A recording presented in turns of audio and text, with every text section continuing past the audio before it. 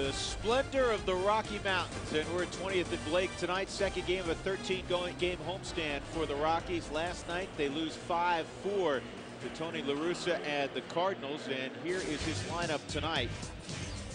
He shuffles his lineup every day. David Eckstein will lead things off, and then Larry Walker's in there tonight. He's missed the last couple with an ankle injury. Pujols, the star from last night.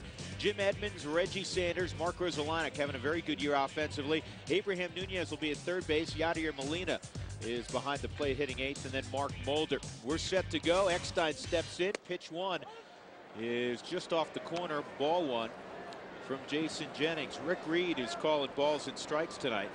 And he doesn't have a wide strike zone, but a very honest strike zone. He's been around the game an awful long time. Umpired in World Series, playoffs, All-Star games. But he won't work off of the corners, I can tell you that. That's down 2-1. 64 degrees the game time temperature. Last night, George, it was so cold. You had that chill in your body. I went to sleep. I kept my socks on. It's about the seventh inning. It really got cold. And I think if you ask Brian Peters, Tommy and the boys out on the cameras, it was really cold.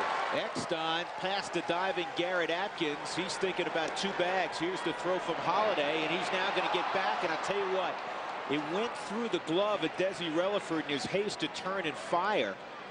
Maybe perhaps the sun played a factor as well for Relaford. Otherwise, they may have had a chance to get him at first base going back. Well, you get the exchange is what you needed to have. Way up on the grass, Atkins on a 1-1 count.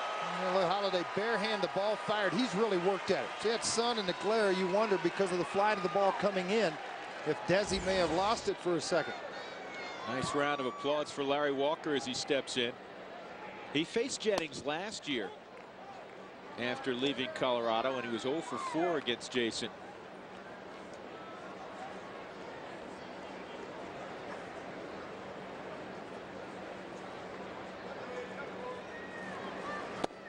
I've heard during the pregame interview said he's not real comfortable yet at the plate. He's had some hot streaks, but overall he hasn't found that long-term comfort zone that we're accustomed to seeing. Eckstein at first, nobody out.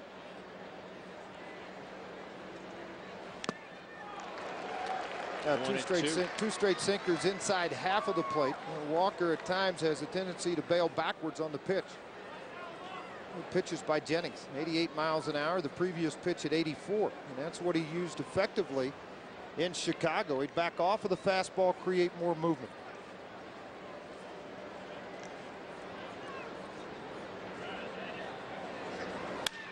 Walker slams it foul. I don't go to the well too often. This is a very, very good hitter. You try to go to that inside half of the plate consistently on a guy like Larry Walker, and he will hurt you. We said that a few times over the years. His numbers at Coors Field are absurd. 383 career average at Coors Field with 154 home runs, and he has driven in 520 at this ballpark.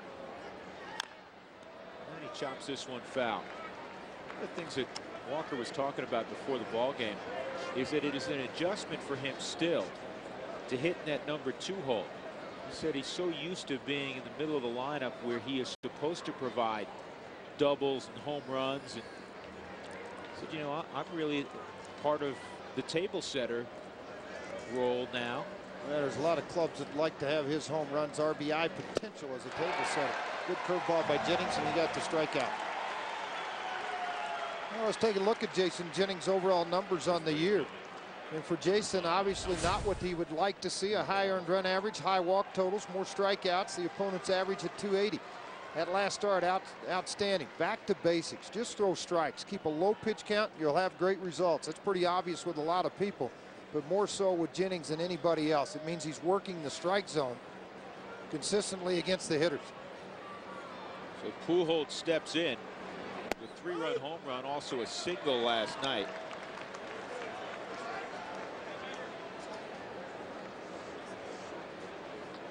Here's the home run against Jay Witasic. George, I thought it was a pretty good pitch. It was a very good pitch and a 1-2 count. Two schools of thought here. You don't want to go to 2-2 with this guy, but again, you don't want him to beat you in the lineup either. Of course, my preference would be to throw 4 or 3 sliders out of the strike zone, see if he'll chase any of those 3. And if he doesn't, he's the one guy I got to worry about. I'll deal with Edmonds. This guy consistently over his career shows that he can hurt you every swing of the bat. Gaudy numbers again for Albert Pujols. Become accustomed to seeing those kind of numbers. Eckstein at first with 1 out. Pujols out of the back of the batter's box has great discipline. Jay Witasic mentioned that earlier, that it's one thing to try to get him to go fishing for a slider. Said he just won't go though. Some nights you tip your hats to the best hitters in baseball, and he happens to be one of those guys. He just has such great discipline.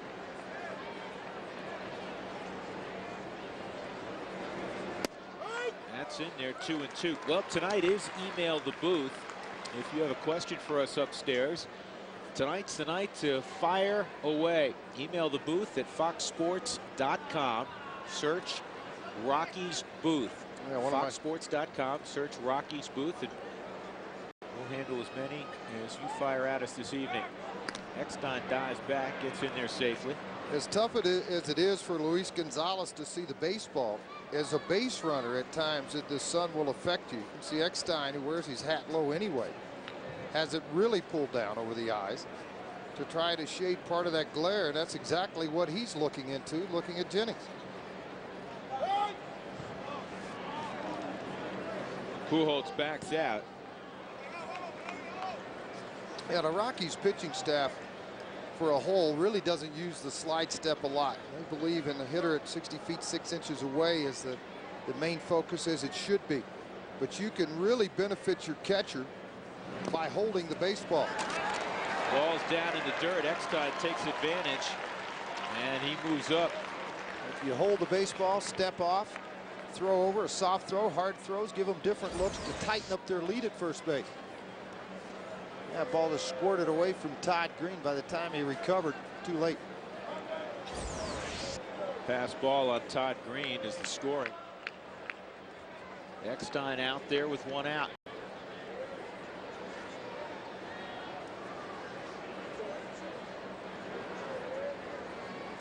Scary thing about Pujols, Georgie, he hasn't really gotten hot yet. By his standards, this is chopped to Barmes. And he'll throw out Pujols by several strides. 2 gone. Let's take a look at the Rockies tonight against the left-hander Mulder. It's an all right-handed hitting lineup, save the pitcher Jennings, Holiday, Wilson, and Moore in the outfield. Atkins, Barmes, Relaford, and Gonzalez gets the start at first base for Todd Helton. Just the second game Todd has not started this year. And Todd Green is behind the plate after J.D. Klosser got successive starts. Jim Edmonds steps in. He was 0 for 3 in the ballgame last night. That snapped a streak of 3 consecutive ball games that he had left the building.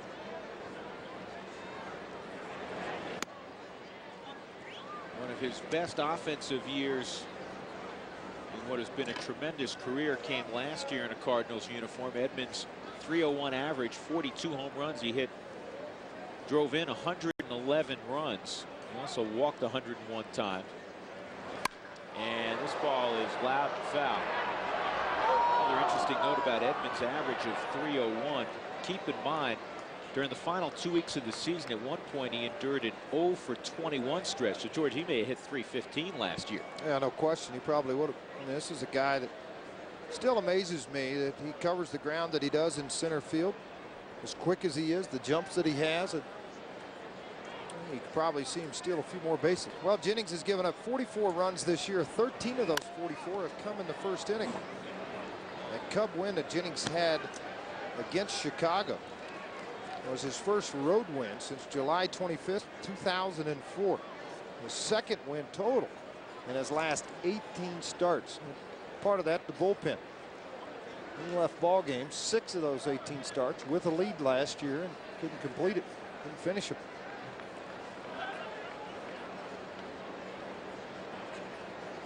Jennings ahead 1-2 on Edmonds. And he tries to change the eye level of Jim Edmonds. Fastball upstairs, foul back, 1 ball, 2 strikes.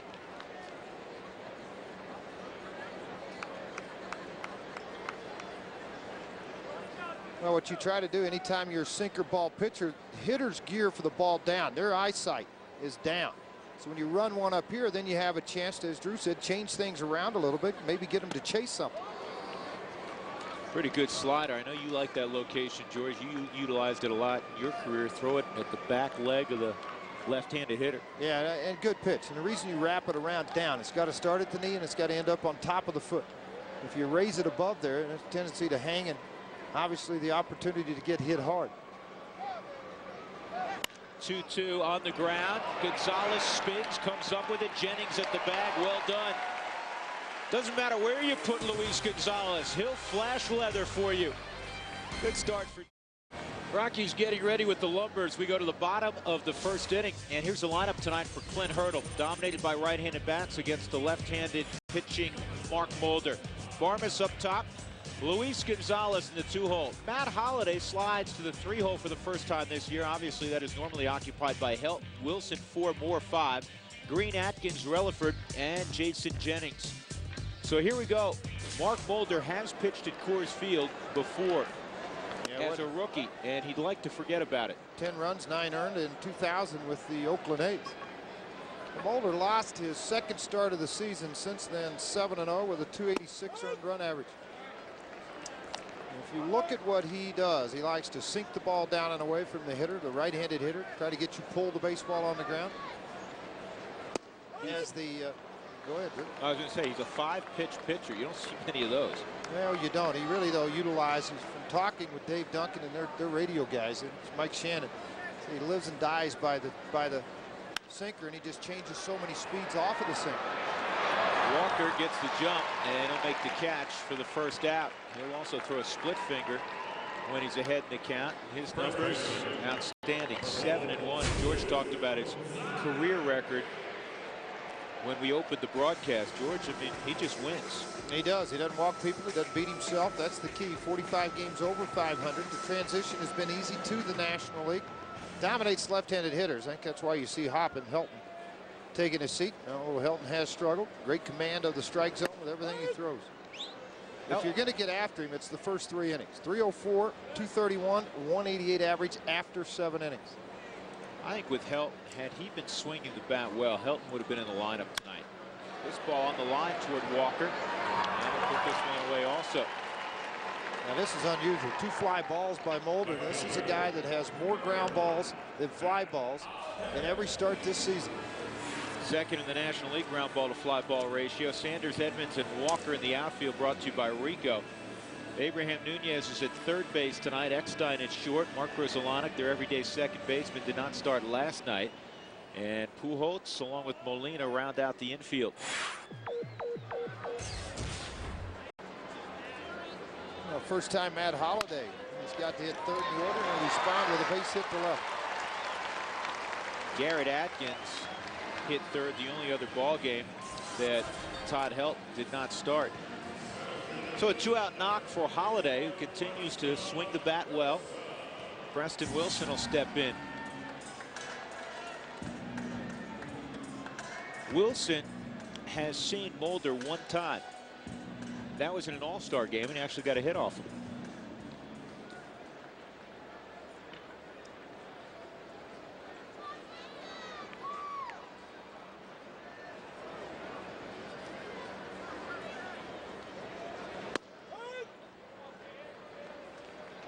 I know for a lot of guys, in particular Preston Wilson, it was good to see his friend Larry Walker. They periodically trade phone calls during the season. They developed a nice relationship playing together. Runner moves, and Molina from his knees tries to throw out Holliday. And Matt Holliday with another stolen base. This was one of the goals, not only of Clint Hurdle, but in particular Matt Holliday, to run more, and Holliday now has 6 bags. He's only been caught 1 time on the year on a changeup down in the strike zone. There really wasn't a lot for Molina to do after he received the baseball. Wasn't time to get to his feet with the strength of his arm. One of the few times. The opposition now has been thrown out 8 out of 15 times by Molina.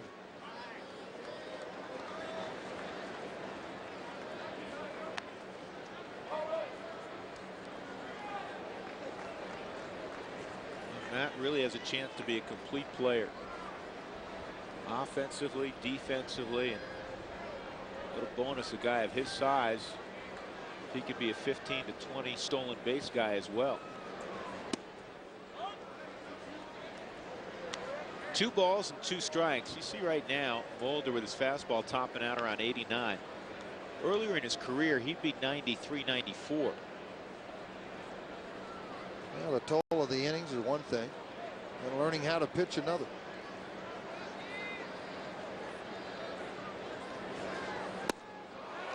That was a good sinker, down and away, and he fans Preston Wilson with Holiday at second. No score. We'll go to no scores. We go to inning number 2. Drew Goodman, George Frazier, Tim Ring. If Jason Jennings mows down 3 in a row, strikes out the side in order during this inning, Katie O'Malley from Boulder will win a Steel FS45 lawn trimmer. If you want to get in the contest, email your name, age, address, and phone number to contest@fsnrm.com. Jennings will begin the inning with Reggie Sanders.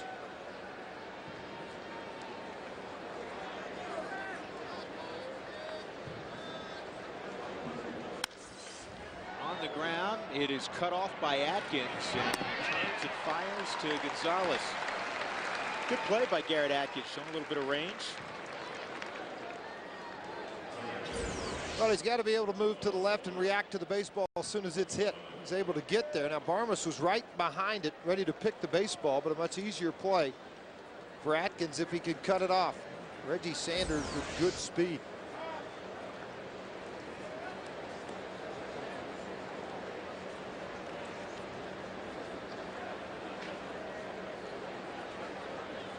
Mark Bresolanic, boy, he's been a lot more offense than they anticipated. I'll guarantee you that. Different type of player than Tony Womack. Yeah, but Bresolanic, George, you think about it, throughout his career, he's been a pretty good offensive player. Career average 287.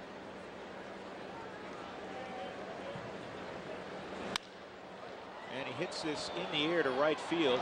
Drifting back, Dustin Moore. Let's check our first email of the night with 2 outs. And this comes to us from Travis in Denver. Well, Travis, I'll start reading it. There it is. Do you think that the Rockies management will reward some of the young players this year with new contracts, or they look to trade them to save money? Well, Travis, let me answer that very quickly for you. These players can't go anywhere, the young players, for 3 years. And realistically, they can't go till 6, but they are bound to a contract because of arbitration. And that's when the Rockies may look at some players that have had good years, bad years, and all of a sudden you may have to pay them a higher number than you think they're worth because of arbitration after 3 years. So all the young players you're seeing here, yeah, they may trade them at some point, but it won't be because of financial reasons or contract status. Not for the first 3 years. And that was the situation with Jennings. I mean, Jennings, for all of the success he's had, National League Rookie of the Year several years ago, been a double-figure winner his first 3 years. He didn't start making, again, by sports standards, good bump by Nunez, and he'll have himself an infield hit. He did not start making big numbers by sports standards until this year. Well, absolutely he did.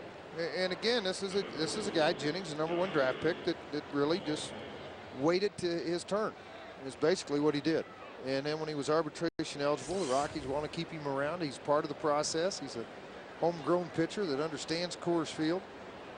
And it was the same deal, George, with Joe Kennedy, and before that it was the same deal with Sean Chacon. So if you're looking at Barmas and Holiday and Atkins, and Corey Sullivan was in the picture on the right momentarily. I mean, those guys have really, you know, despite the record, those guys have performed well. Brad Hopp. The Rockies will not have to pay them, quote unquote, the big money, as George talked about, for a couple of years. And hopefully the Rockies hope they do have to pay decent money out, because that'll mean they've earned it. But it's a ways away. Easy play for Desi Relaford. He'll go over to Gonzalez. And other than the Nunez bunt single, another strong inning for Jason Jennings. Middle of 2, no score. Rockies and Cards. We go to the bottom of the 2nd inning, no score. Colorado and St. Louis. There's Brad Hopp. One more thought on that email, George, we got. The Rockies got themselves into a financial quagmire because they extended contracts out for far too many years. You will not see the Rockies. When I say the Rockies will be more than happy to pay, you know, Garrett Atkins and Hop and Barmes down the road, should they warrant it. It will not be 7, 8, 10-year deals, though. No, not at all. And again, it shouldn't be. The last Rocky to receive one, Todd Helton, well-deserved. And I think he's one of those guys that will finish his contract very strongly.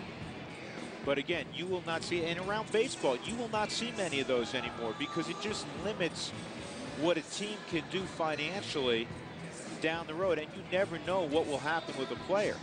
Yeah, right. So to sign a guy to a 7, 8-year contract, I mean, even 5 and 6 years, you won't see much of that anymore. One of the big stumbling blocks in the NBA in their negotiations right now. You bet. I know you follow all of that stuff closely, players' union and negotiations between the union and management. I tell you, I was a union representative for 7 years. And do I agree with everything that our union does? No, I don't. I don't agree with everything, but there is a lot of good things that come out of them. Well, they're waiting on the glasses for Pujols, and it took a while to go find them. Diaz finally went to the locker and got them. Rick Reed was getting a little frustrated with the time frame and wanted to know if Albert just discovered the sun had just come out. I think Albert discovered how brutal it can be about 7:20 on a late May evening. Dustin Moore, breaking pitches down low. Moore has seen Mulder 11 times in his career, going back not only to his days in Minnesota, but the Bay Area series between the Giants and the A's. 2 for 11 against Mark Mulder. 1-1. And this ball hit deep in the hole. Eckstein plants, throws, and he gets Moore by a step. Let's take a look at another email. This one from Golden, Colorado, and Jeff. I want to get your thoughts on the Royals hiring Buddy Bell today and what you think his future holds with them. First of all, congratulations. I know I speak for George. I can't speak for George in this regard. Buddy Bell is a good man. He's a friend. He's a guy that you want to see in baseball. He's been in baseball. You want to see him in a managerial role, and I'm happy for him. I think the one reason he got the job, Drew, was because of his teaching ability.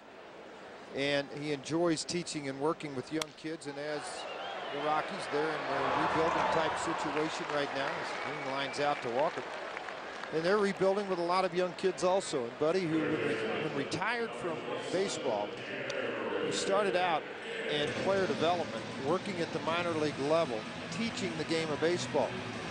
And I think it's a pretty good fit. Yet to be determined, though, whether they'll see Toby Harrah, one of his longtime coaches, that worked here, now minor league hitting instructor for the Detroit Tigers, whether he will join them. And Freddie Kendall, who works for the Rockies, another longtime coach and friend of Buddy Bell's, whether he would be in a position to go there as a coach.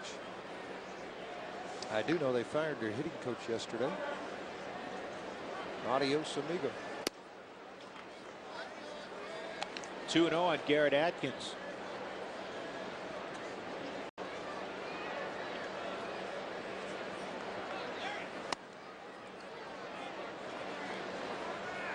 Hey, talk about how good has Mulder been through his career. Well, think about this. Put him in these categories of active winning percentage, not games, but winning percentage.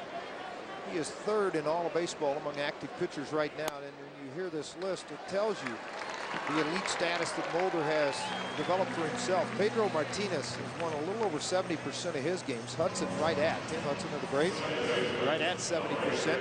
Mark Mulder at 67.2%. That tells you where he is. And then Clemens, and then Randy Johnson. That is a select group of people when you're on sitting there looking, and realistically 3 of the 5 are in the Hall of Fame. 2-out walk to Garrett Atkins. That brings up Desi Relaford. I haven't watched the interview circuits. We haven't seen much of Schilling lately. Is he just like in hiding now? Because usually he was just doing so many different interviews with radios and TVs and knocking managers and doing things he is so good at. I just haven't heard from him for a while. A not so subtle shot at Curt Schilling. Absolutely. The last I heard is that Schilling hopes to be back before the All-Star break. It was originally reported he would be back after the All-Star break, but he has a new shoe that he said is helping him with his balance, providing more support for that troubling ankle of his. So Schilling may be back to help the Red Sox cause sooner rather than later. Right now, Boston in the 7th inning at Fenway, leading Baltimore 4-1. They lost 8-1 to the Orioles yesterday. Battling with the Yankees, trying to keep up with the Baltimore Orioles right now. Yankees 3-3 with Kansas City in the 4th inning.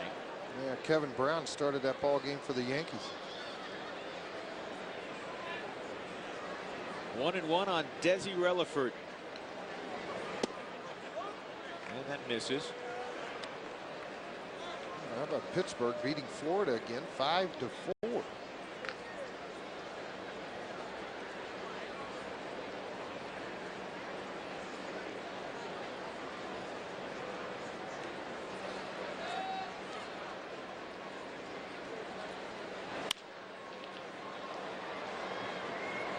Two pretty good wins for the Pirates, George. Another team hot in the East right now, the Philadelphia Phillies are playing very good baseball.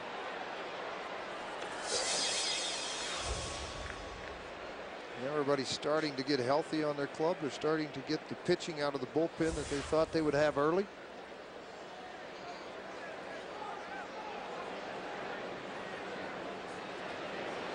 Two swung on and missed.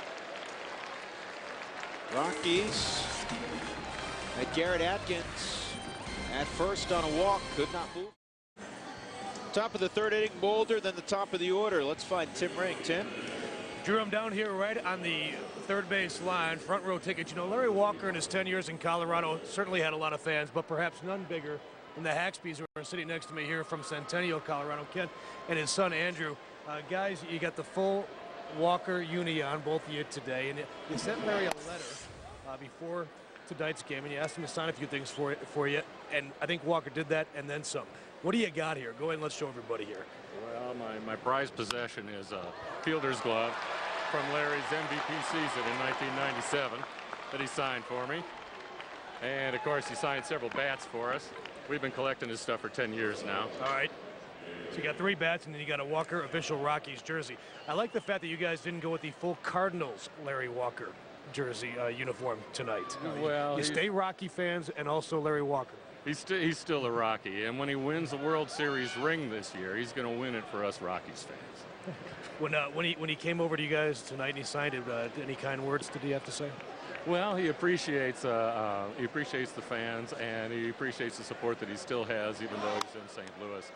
He gets a lot of letters from all of us folks here in Colorado, and he really enjoyed his time here, and he has warm feelings in his heart towards all the fans here.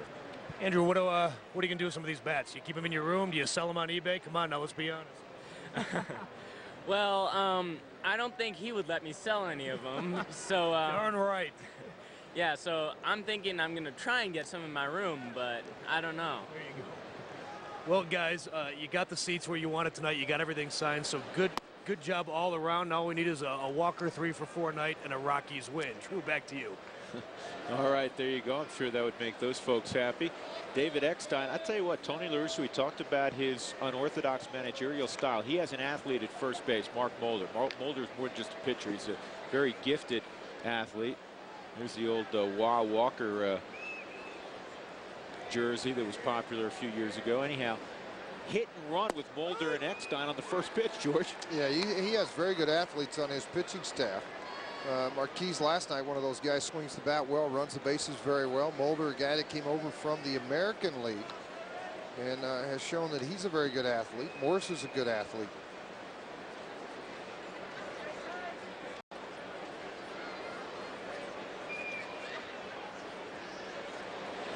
One-two, and Eckstein fouls it off.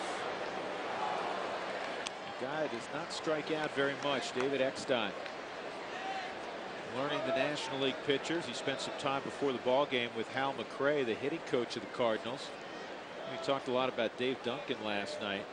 Pretty nice when your hitting coach used to be a manager in the big leagues, and quite a hitter himself in McRae. One of the best DHs in the game. One out as Larry Walker comes up. As he approaches the plate, Larry talking before the ball game about how he enjoys coming back to our great state. The thrill of getting to the playoffs, doing all that brought out a lot of enthusiasm. But for me to say I didn't give my all here with the Rockies, then when I go to St. Louis, all of a sudden I'm in something different. No, that wasn't the case. I took the field for the Rockies the same way I take the field for the Cardinals. Yeah, that doesn't surprise me a lot from Larry Walker. He's a guy that had wanted to taste the postseason his entire career. Finally got it a year ago with the St. Louis Cardinals, and to do it in that city with those fans, it's tremendous. He was blown away by the reception he got in his first ball game in a Cardinal uniform. You may recall he went up to bat. There was a prolonged standing ovation. He was embarrassed by it. He proceeded to strike out, and then there was another standing ovation. Yeah, it tells you something about the city. They felt like he was the missing piece on their ball club, and when they already had 4 Gold Gloves, he made the 5th. An all-star, batting titles. Brought quite a resume to St. Louis with him. Okay, there's not a town, and I played there 3 years in St. Louis. I don't know there's another town in baseball that day in and day out, I mean, they just live and die Cardinal baseball. It's like a football game. Everybody's in red. They're there early. They stay late. Tailgate. They'll have a new park to play in next year. 1-2 on Walker.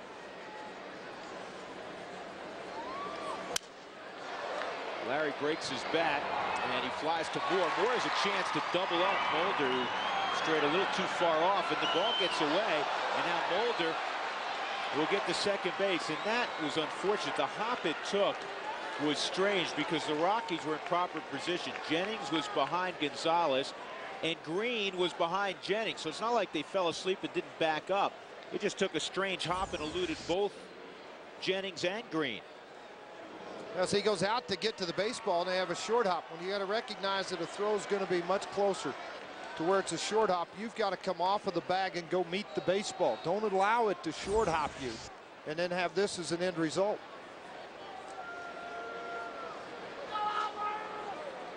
Pujols hit in the first inning with Eckstein in scoring position after a pass ball, and now Mulder's out there in scoring position. That's what I'm talking about, because of who comes to the plate following that at bat. A chance to take a gamble at times. There's times you don't.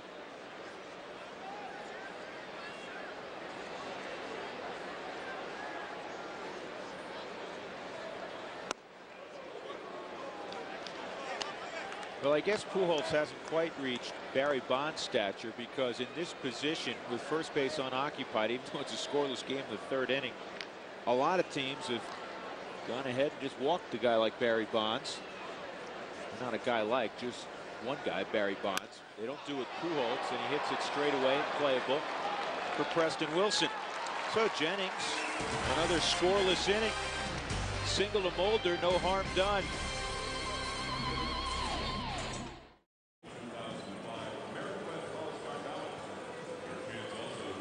Pretty night at Coors Field,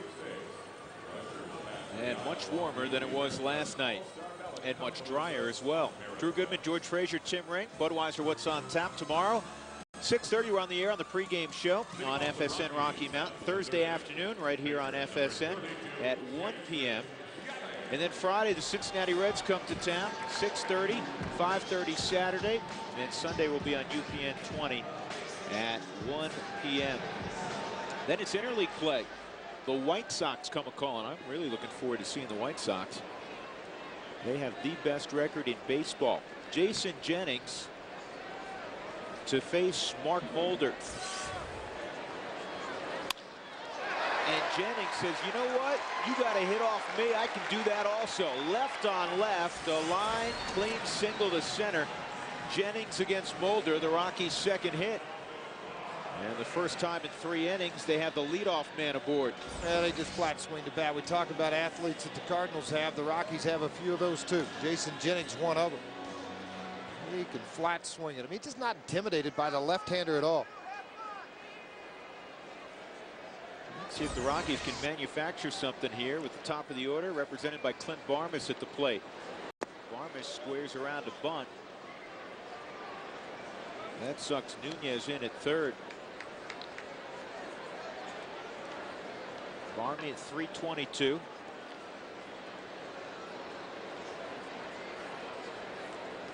He had a hit in the 9th inning against Jason Isringhausen. Rockies had an opportunity to even that ball game. It was 5-4 against Isringhausen. He's given up 1 run all year long, but they couldn't get one more critical hit.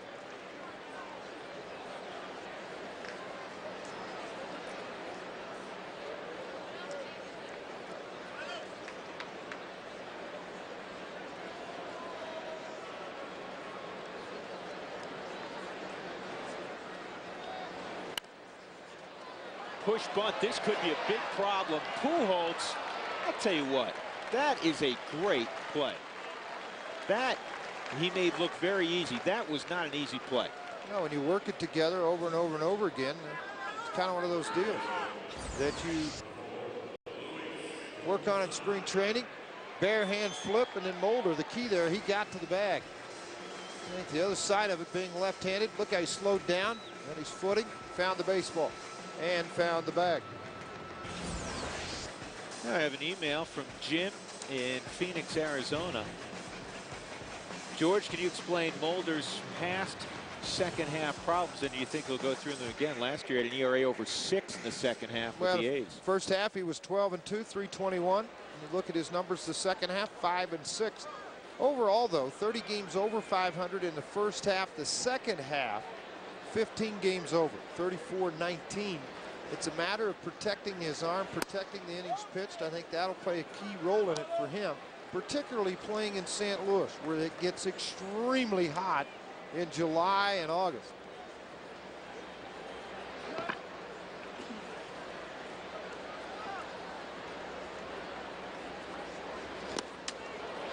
Gonzalez, foul tip.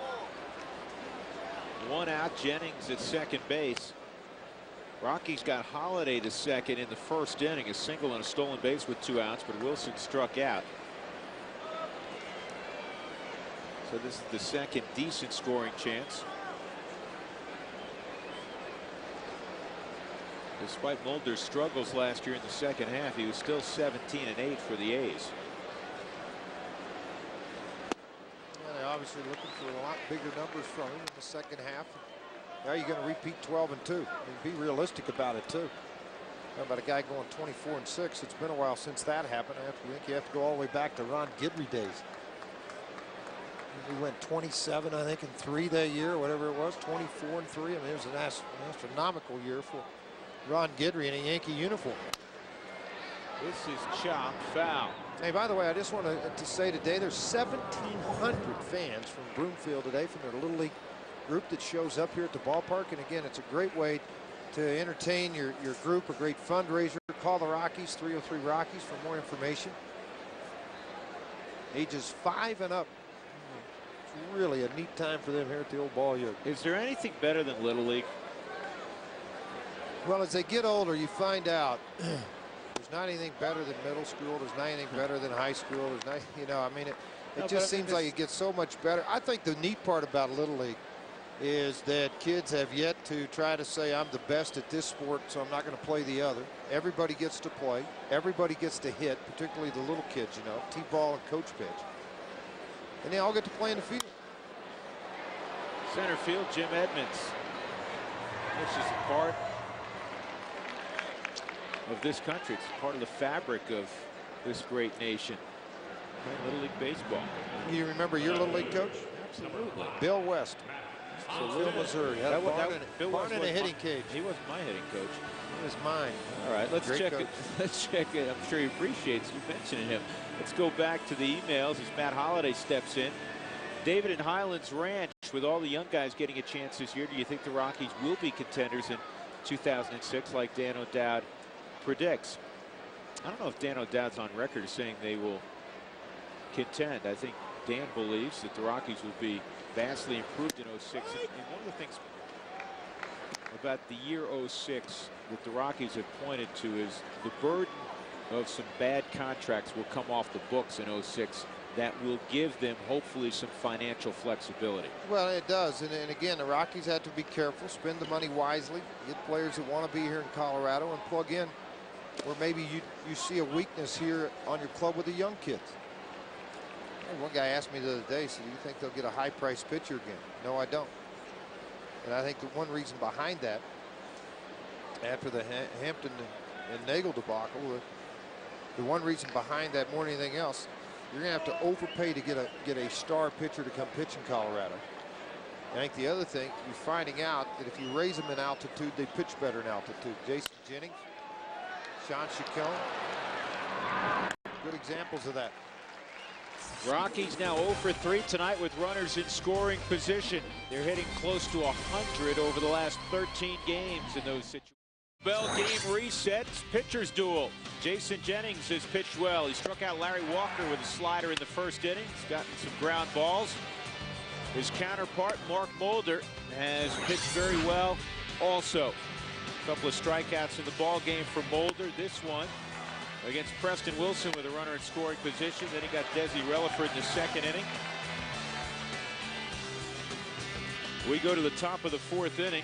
Jim Edmonds, Reggie Sanders, Mark Grzelcyk to face Jason Jennings. And wherever you go in baseball, there are always Cardinals fans, there's always Cubs fans, there's always Yankee fans, and we appreciate FSN fans. Thank you for including us on our little placard. How you doing today, partner? You all right? Good, yeah. Just watching Jason. I have the opportunity up here to ask the truck to give me a locked off shot on his delivery from center field, home plate, different areas.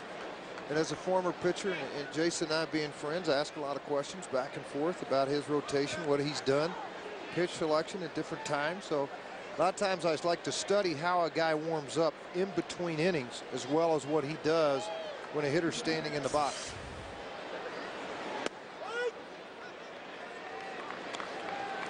Jim Edmonds was robbed his first time up. He thought he had a double. And Luis Gonzalez making his second major league start at first base, made like Todd Helton. Great pickup. And then flipped to Jason Jennings covering the bag.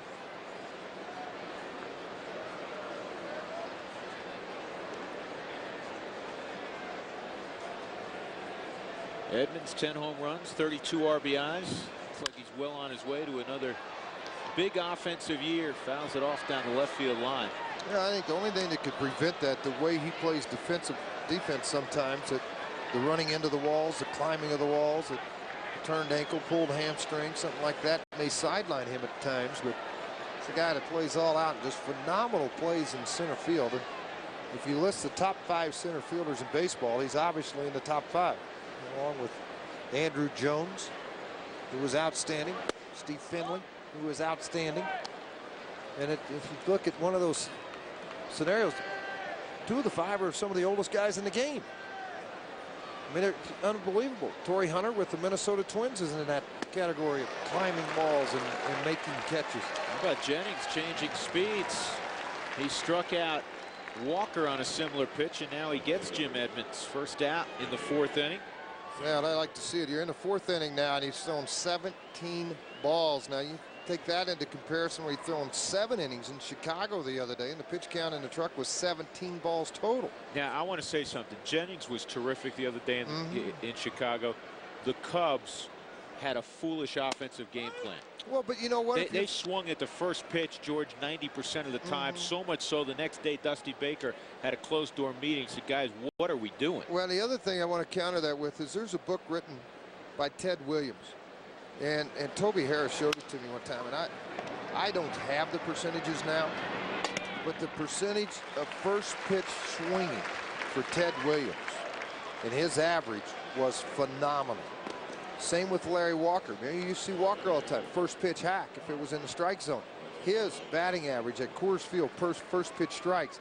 But you're talking about guys that have vision of 2010.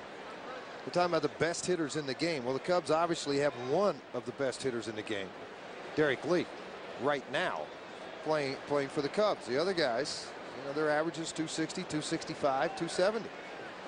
They were very aggressive, played right into the hands of Jennings. He had 13 ground ball outs the other day in Chicago. And a lot of you're starting to see a lot of those same results in this ball game today. Wilson, Moore, and Green next inning for the Rockies. And this is fought off to right. Moore's going to have to play it on a hop. And Grzelcyk has a base hit. First pitch swinging, Larry Walker, the last 3 years. What do you think his average is swinging at the first pitch? 412. 413. You were off by 1. Quit looking over your shoulder when Doug's right. Doug, did I look at you? Doug, did you mention that to him at all? I was a great guest. Give me one up top. Give me a high five. Wasn't a good guess. I was you a read great that guest. somewhere. You study all the time. Well, I was to be condemned for that? No. Okay. Actually, I had no idea, but I knew it was pretty good. Yeah, over 400. Think about that. Yeah, that's great. Abraham Nunez with Grzelcyk at first and 2 outs.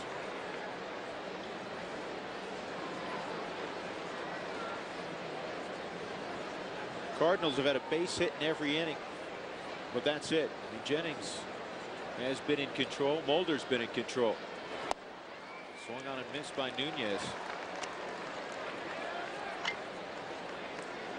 And don't take what I said the wrong way. Jennings threw a beautiful ball game in Chicago, and he took advantage. He threw a smart game. He took advantage of the aggressiveness. You know, one thing Cubs. one thing that came out of it for me with Jennings, he realized he didn't have to try to throw the perfect pitch. When he made the comment to me on the bus after the game, he said, when I got behind 1-0-2-0, I didn't try to throw the 94-mile-an-hour sinker. I threw the 83-mile-an-hour sinker. I just wanted to create a little more movement, a batting practice fastball.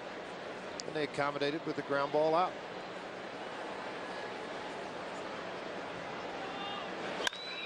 Ground ball to Luis Gonzalez. That's as easy a play as you'll have. Catch the baseball, tag the bag. Cards are done in the 4th. No score. Sight. And the Duck also. Affleck trivia question: who holds the Rockies record for consecutive scoreless innings by a reliever? Jay Witosik had a nice run until the 3-run home run by Albert Pujols last night. Drew Goodman, George Frazier, Tim Ring tonight from Coors Field. Preston Wilson swings at the first pitch. A sinker down below his knees. Strike 1 against Mark Mulder. Now always peppers the strike zone.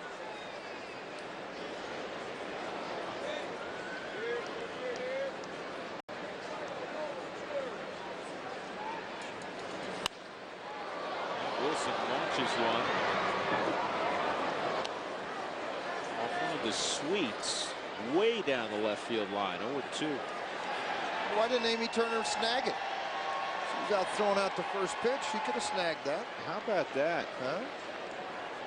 Our own Amy Turner before the ball game. And she threw, well, you know what? I was going to say she threw a strike. It was a little high and in, but it was a good pitch. Had some RPMs on it. Amy Turner, the public relations director at FSN Rocky Mountain. 1 ball, 2 strikes on Wilson.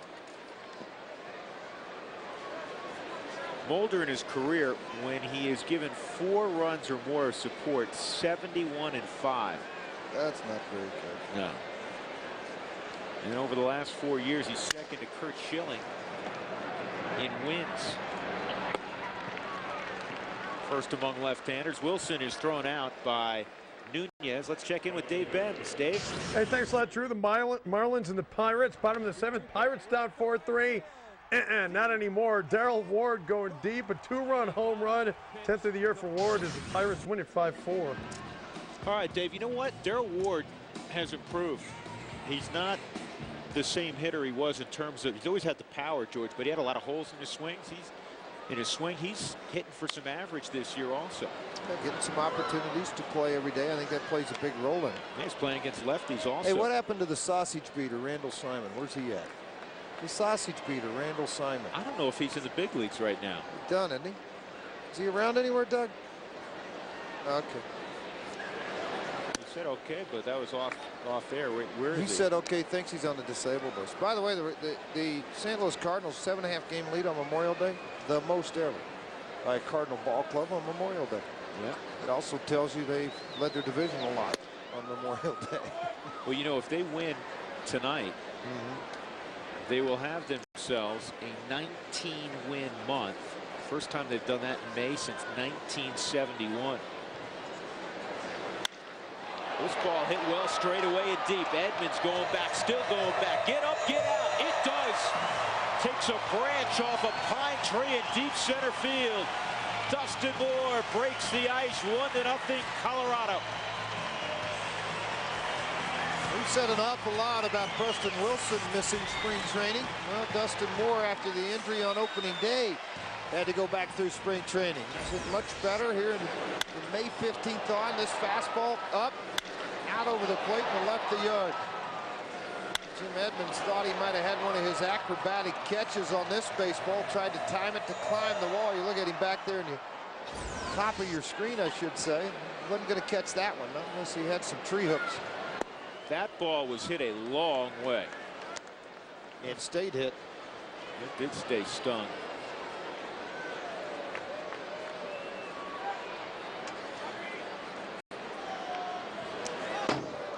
.437 feet, the estimated distance on the home run. 2-0 on Todd Green. Good to see more in the swing of things. Let's go back to our emails. We go to Starkville, Mississippi. Now, of course, the guy just hit the ball out. Dustin's from Hattiesburg. How many home runs do you think someone like Henry Aaron or Barry Bonds would have hit in Coors Field? A lot. How many Reggie Jackson? Jackson said he thought he could hit 75 here. Interviewed him on air about 5 years ago in town visiting. He said, how many Nafi Perez have? And I said, 10. Multiply that times 7 or 8. I said, you really think so? He said, yeah. Hank Aaron, another guy played for a long, long time. There'd be a lot of home runs hit. I'll tell you that. I want to bring one thing out. George and I have talked about this on the air before, particularly when we're at SBC Park in San Francisco, formerly known as Pac Bell Park. 3-1. This ball's launched right center and deep. It's got a chance to get out. See you later. Back-to-back Japs. Dustin Moore and Todd Green for Green is 5th.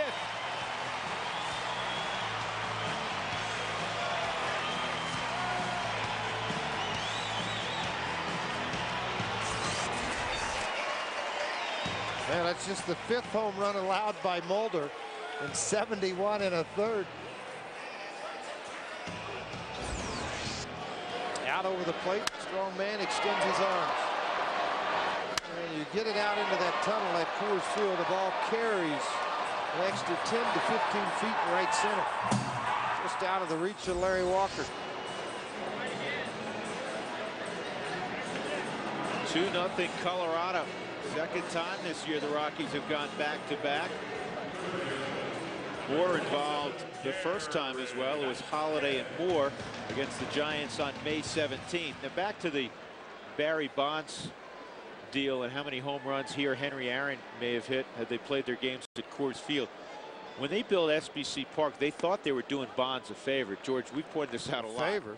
Who said they were doing them in favor? Well, they thought because they had that short left field. Well, nobody hits it right down the line, only on occasion. Right field? Yeah, I mean right field. He's got it. You got to hit it. It's a 40-foot wall. Right, you got to hit it a ton to get it out of there, which again underscores just how great Bonds has been. Oh, no question. Over the last few years. So, I'd like to talk to that architect, see which favor, who he thought he was giving it to. Yeah.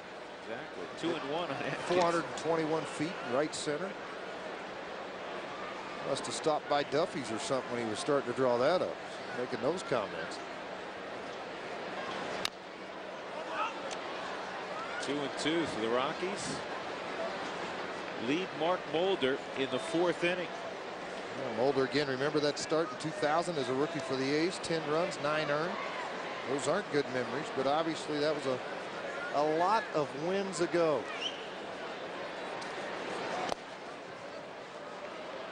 They're a pretty good basketball team, I imagine, with their rotation. You put Marquis, who's a great athlete at point guard. Then you got Mulder, who's 6'6". Morris, a big guy.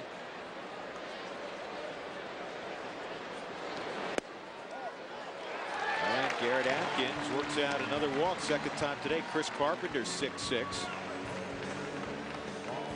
By the way, Randall Simon, you were worried about the sausage hacker? I wasn't, you were. Well, yeah, you were. I just thought of him when you said Darrell Ward because they were, you know, splitting time at first base a couple of years ago, and Ward wasn't getting an opportunity. He finally did. Well, he got released by Tampa in September. Yeah, exactly. He's working in a sausage factory in Milwaukee. George, there's some truth in your statement. I think the the initial part of the statement was... The release part is right. Yeah. The sausage factory, Doug's checking. He's going to human resources as we speak. Desi Relaford with one out and Atkins at first. Relaford hitting the 8-hole, Jennings behind him.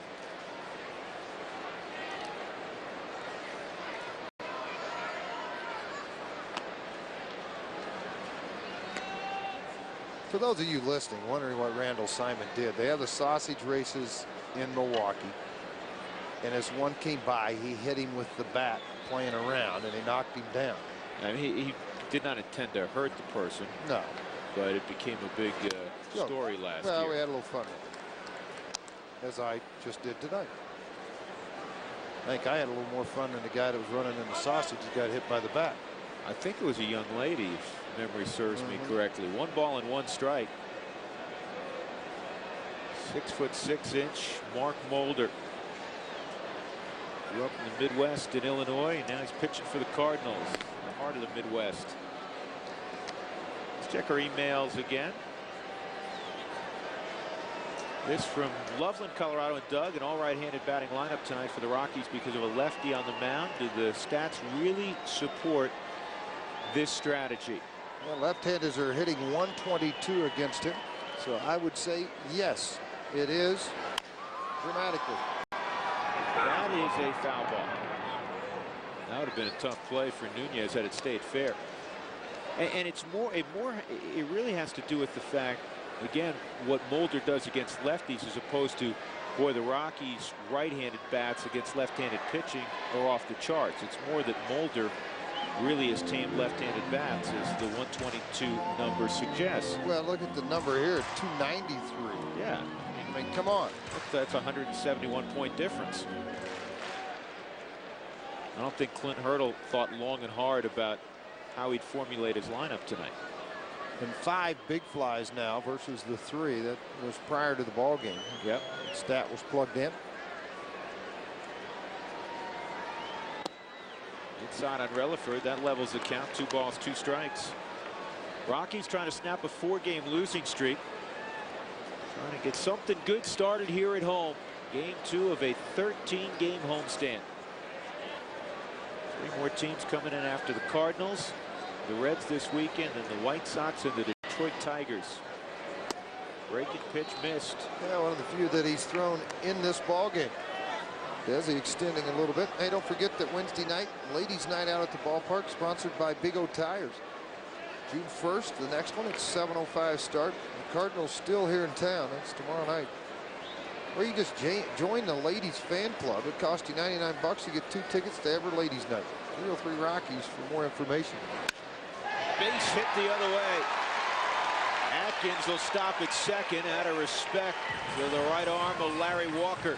First and second, 1 out. So it's not only the balls hit out of the ballpark here this inning. The Rockies now playing small ball. A walk and an opposite field single for Relaford to bring Jennings up. And Mike Gallegos walking down the line toward the batter's box. He wants to confer with Jennings.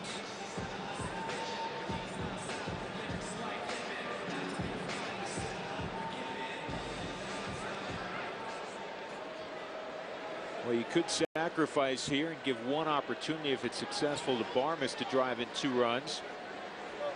Or you could say, you know what, we'll cross up conventional wisdom and thinking and have Jennings swing. Well, that's not going to work out. And that's the last thing Jason Jennings wanted to do, bunt it in the air.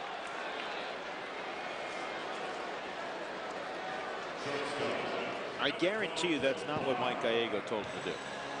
No, it was not. Put the ball down, bunt it hard to third base, make Mulder field the baseball, although a little easier with a left-hander on the mound to go to third base than a right-hander. Right-hander has to circle the ball, turn and throw it, versus the lefty just pick and throw. Barmes' sacrifice his last time up. Fly ball right field as well. Atkins at second. He walked. Relaford at first. 2-0 Colorado. And this ball in the air to Walker should be an easy play. The 4th inning was a productive one for the home team. The Rockies went back-to-back. Dustin Moore 438 feet, straightaway center field, and an opposite field shot off the bat of Todd Green. 2-0 Colorado. 2-0 Colorado. We move to inning number 5, top of Yadier Molina, Mark Mulder, and David Eckstein. Dustin Moore is homered. Todd Green is homered.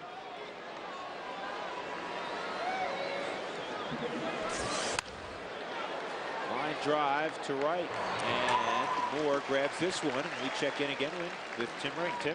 George, really a hidden gem out here at Coors Field, high above the Rockies bullpen. Fantasy broadcast where fans can grab the mic, grab a monitor, and Drew, just to get the game just like you and George do. I bet this young man right here besides me has been doing a few innings, although his style, it sounds distinctly like a broadcaster of a former era. Drew, we're going to give him like 15 seconds here, all right? Hey, thanks a lot there, Tim. This is Coors Field. Mark Mulder's at the plate right now. He takes a ball high there. 1-0 for Mark Mulder. Jennings rocks and fires, take one a little low. 2-0 for the pitcher. All right, that's good enough, Drew. We don't want him taking your job, but that's some of the things you can do out here for fun at Coors Field. Fantasy broadcast. You grab the mic. He's got the monitor. He's got his game notes, and just like Harry, he's got a beer. Oh, you know, it's not a shock that he has a beer after hearing that, but you know what? That was kind of entertaining. Let him do a couple more pitches. All right, do a couple more pitches. Drew wants you to do a couple more. Thanks a lot, Drew, for giving it up. Hey, Mulder, the pitcher, lines one to left. Don't see that very often, especially coming out of the American League. What's he got, about 3 bats in his career, Drew? Talk to me. I don't have the headset. Can't hear you. Doesn't matter. I've got a Budweiser. Mulder's on first. Eckstein coming up, another American Leaguer. Hey, you come on up here. I like your action. Bring it on up here. You're beautiful. About 5'6". That won't stop him from having a Budweiser, though, down in McCormick's at 17th and Wazee. Hey, you got to plug in. I think it is Coors Field, so we could do something. See the kind of fun that can be had on a nice spring evening here at Coors Field, guys. You know what? He worked in a couple of promos. You know what? He's pretty talented. Yeah, you know why Harry was a Cub man and a Bud man. Yeah, you remember that? At the end of the broadcast, it was always, I'm a Cub fan and a Bud man. But Harry, every once in a while, would mix it up. And sometimes he was a Cub man and a Bud fan. I just remember him dancing on top of the dugouts. He's right. Mulder hasn't had many at-bats in the big leagues, George, but he's 2 for 2 against Jason Jennings tonight. Guy's a crack-up. He was pretty good. Yeah. How many scouts, George, do you think had David Eckstein making the big leagues? 0. Well, obviously 1. Somebody believed in him because they pushed him. And as you get in those war meetings and start to design your ball club, start to look at the lower minor leagues, you say, well, you might want to take an extra look at him. Kid plays hard, got a big heart, good speed. And you try to find that one thing that keeps pushing him, and of course made his name in the game of baseball in the Angels uniform during the World Series. He was a walk-on at the University of Florida, and then a 19th round draft pick. And he became a 2-time All-SEC player, a first-team All-American in 1996, and a 3-time academic honor roll selection in the SEC. He was a 2-time academic All-American. 96, they finished 3rd in the nation, the Florida Gators. Strike 3 on Eckstein. Good pitch from Jennings. 3rd strikeout of the ball game for Jason. 2-0 Colorado with 2 outs in the 5th. Our Affleck trivia question once again. Affleck! Who holds the Rockies record for consecutive scoreless innings pitched by a reliever? This is something right up your alley. Who do you have? Who do I have? Yeah, throw a name out there. I want to say Dejan, but I know it's a guy on the other side of the diamond tonight, Gabe White. You know, another guy that pitched real well there, Chuck McElroy, was a lefty. Yeah, Chuck had a real good season here. 1-0 on Walker.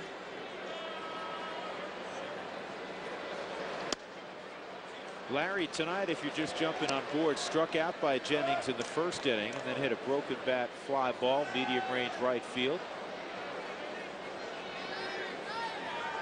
Mulder at first. He's been the premier offensive player for the Cardinals tonight with 2 hits. 3-0 on Walker.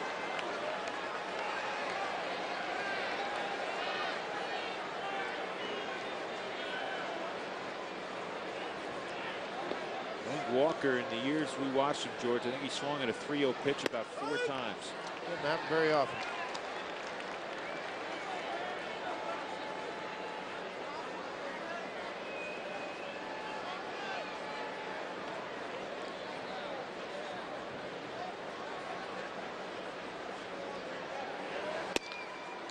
Ball 4.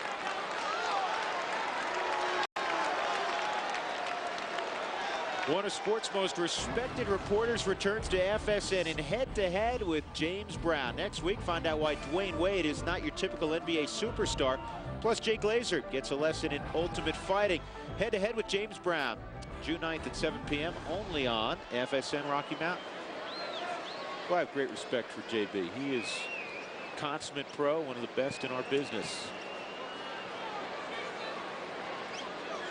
And he has a full-time gig in the fall, keeping the other 3 guys on the NFL studio set. They're not normal. No, they're not normal. You'd fit in there, though. Well, that's all right. The rest of you are trying to catch up. Inside on Pujols. This is a critical point in this ball game. 2 on, 2 outs. And the man who hit a 3-run home run last night at the plate, Albert Pujols. Mulder's at second. He singled. Walker at first.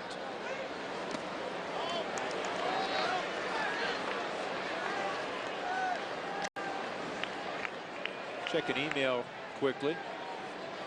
Scott in Denver writes, where do you rank Pujols among active players and baseball greats? I think he'll be one of the greats if he stays healthy. Well, Scott, I don't think there's any question. I mentioned this last night. 4 years in the league, first 4 years, he's driven in more than 500 runs. Only 2 other players in the history of the game did that, DiMaggio and Ted Williams. I don't think I need to specify which DiMaggio. It wasn't Dom, it wasn't Vince. Did the guy you're thinking about sell coffee makers? Yes. Okay.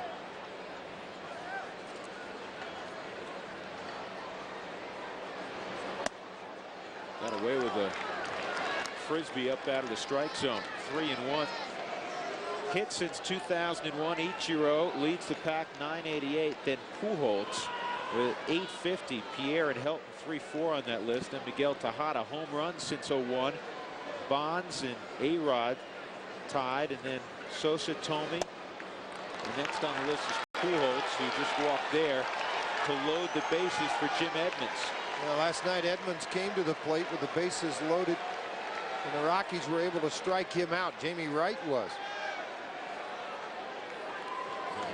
He came up with the bases loaded in the 3rd inning. It ended the inning. Same scenario here, 2 outs. St. Louis Cardinals, as a team this year with the bases loaded, have hit over 320. Or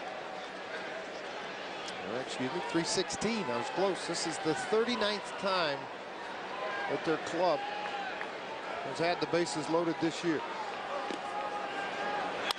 Edmonds, a hard shot. Oh, what a play by Relaford. That ball came up. Desi hung in there with it, and he throws out Edmonds, and the shutout is intact. St. Louis leaves the bases loaded. It remains 2-0 Colorado, middle of 5 at Coors Field. The Rocky Mountain News' Tracy Ringlesby keeps you up to date on the Rockies. Rockies lead 2-0. J.D. Klosser with the night off.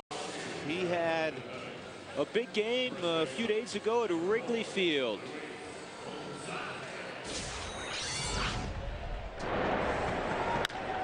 He turns on this one. High drive, deep right field. Maybe that'll get him going out onto Sheffield Avenue. How good does that have to feel for J.D. Klosser? You bet it felt good. Our, what's he doing? Our Pizza Hut call of the week. Too much idle time, George, right? Guys who play every day don't typically like to sit around in the dugout. They seem to find ways to amuse themselves. Luis Gonzalez in the 5th inning. Couple of fly balls so far. Holliday and Wilson will follow against Mark Mulder. He went to Michigan State University and then moved rapidly through the minor league system of the Oakland A's. Here's the 1-1. Mulder's a tremendous athlete. He's a very accomplished water skier, and believe it or not, he started water skiing before he was 3 with his parents. That seems strange to me. I don't think I learned how to swim till I was like 12. Luis Gonzalez gone on strikes. The formality complete at first base. And again, we go to the studio with Dave Benz. Hey, thanks a lot, Drew. Take you to the American League. Rangers, Tigers, top of the 5th. Drills One that on one for in the Kevin air. Minch. Deep toward left field. See you later. It's a Tim's going 2-run back. He's gonna tater, watch his this one. 6th home run in his last 13 games. Ellen Trammell not happy as the Rangers Kevin win big Minch is tonight, 8-2. All right, Dave, thank you. Check back with you in a little bit. Matt Holliday is hitting 10 of his last 11. And he takes a pitch down low for a ball. Aaron in Colorado Springs has an email that we'll show you right after this pitch. Slider, hard slider for a strike. How does Major League Baseball decide who will play who in interleague play each year? Well, part of the process is they'll match up divisions. In other words, this year the National League West is playing the American League Central. Now the Rockies are playing at Baltimore this year, and the main reason is the original schedule had the Rockies playing at Boston again, and the Rockies were there a couple of years ago. But Major League Baseball, the schedule makers, noticed that the Rockies had never played in Baltimore. Well, they never played the Orioles. They played them last year, though. Here. Right, but they had Right. never played at Camden Yards. A chance for the fans in Baltimore to see these young kids play. Edmonds dives, and oh man, he's done it again. You'll see that one for the next 24 hours. Jim Edmonds robbing Matt Holliday of at least a double. Watch as he makes the move on the baseball, times it perfectly, and then has the roll and tuck down. You make this many catches, you figure out how to protect your body the best you can. It's amazing how many diving catches and over the shoulder and over the head catches he makes every year. Timing.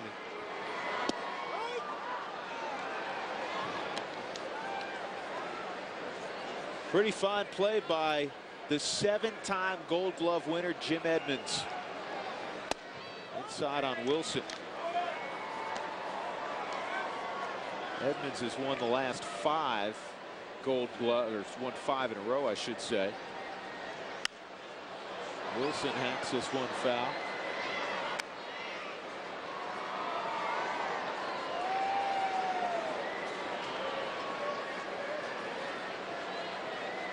I think you nailed them pretty good, George. You listed the center fielders by outstanding defense earlier. Andrew Jones, certainly. Edmonds, obviously. Steve Finley, I still love the way he plays center field. Torrey Hunter in Minnesota. I mean, Johnny Damien in Boston's a very good center fielder, but he doesn't have the arm the other guys have. The accuracy.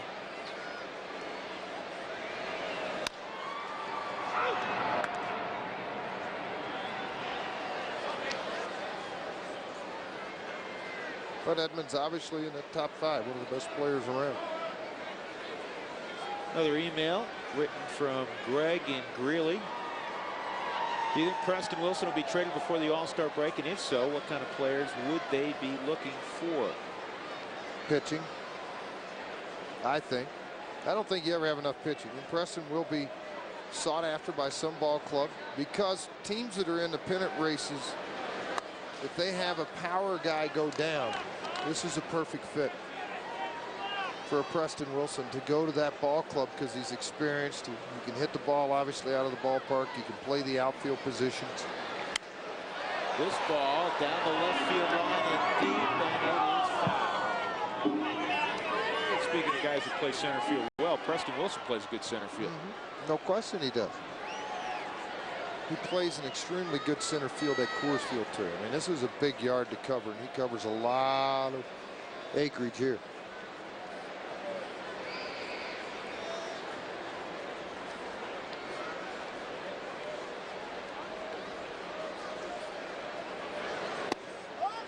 3-2, good eye.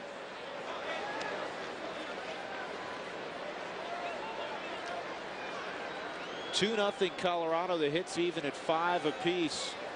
Bottom of the 5th inning. Jennings and Mulder hooking up. And this ball popped up right side. Grizzolana, Pujols. It'll be Grizzolana. 1-2-3 inning for Mark Mulder, the first he's had in the ball game. 2-0 Rockies. We'll go to the 6th. Checking. Reggie Sanders steps in against Jason Jennings. 2 ground balls to third, and he gets a breaking pitch for a strike. Good to see Jennings throwing back-to-back good ball games. The Rockies' rotation has seldom done that this year. Fastball runs inside on Sanders.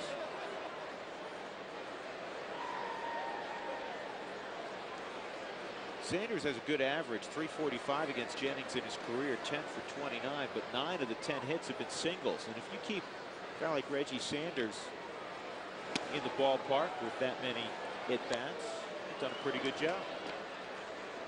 I go back to ball games in Arizona where he just crushed the ball against the Rockies. 3 home runs in a game there against the Rockies. That was a nice compliment, the pregame interview with Larry Walker. You mentioned Rowland, you mentioned Scott Rowland, you mentioned Edmonds, you mentioned the superstars on this team from a year ago. And Renteria, Matheny was on that team, the pitching staff, and Larry's comment was, don't leave out Reggie Sanders. It tells you the respect he's earned of people around baseball, players of the game. He said it's a great clubhouse from a personality standpoint. He said it's like an all-star team. You walk in, there's Pujols, there's Edmonds, there's Reggie Sanders.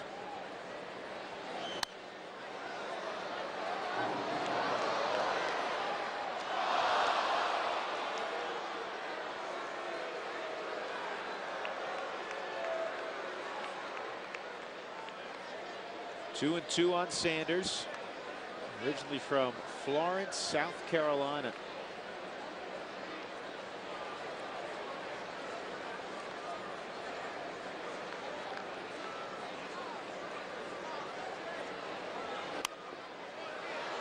Pop foul. Reggie was an all-star back in 1995.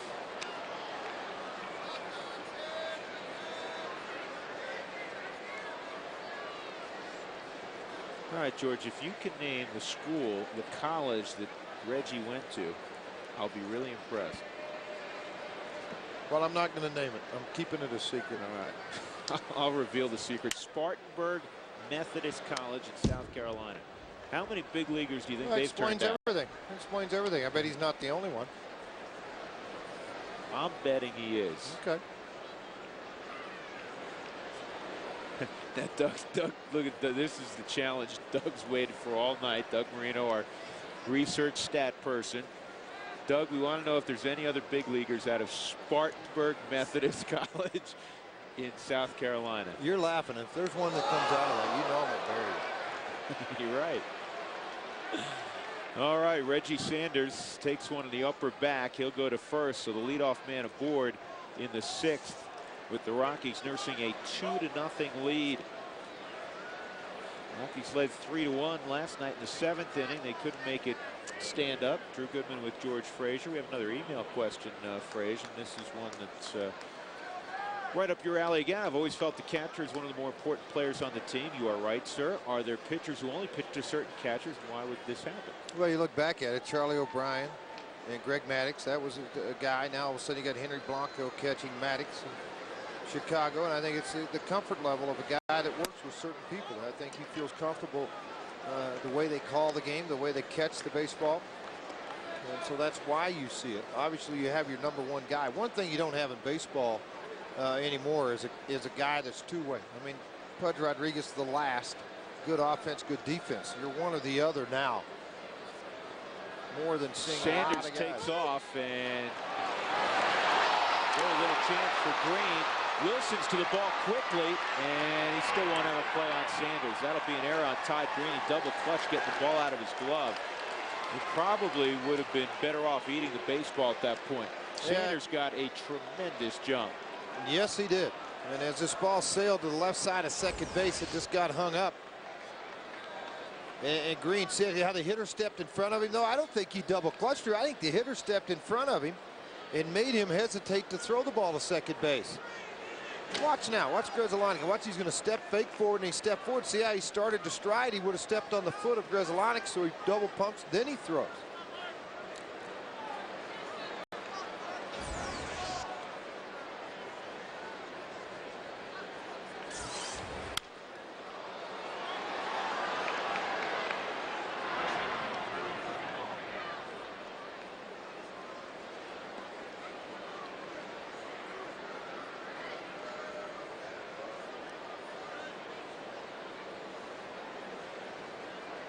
One ball, 2 strikes on Grzelcyk. 4th error of the year on Todd Green. Strikeout here would be huge. Abraham Nunez on deck. St. Louis in the bottom portion of their lineup. Ground ball right side will get the run home. 2-1. RBI for Grzelcyk is 20th of the year.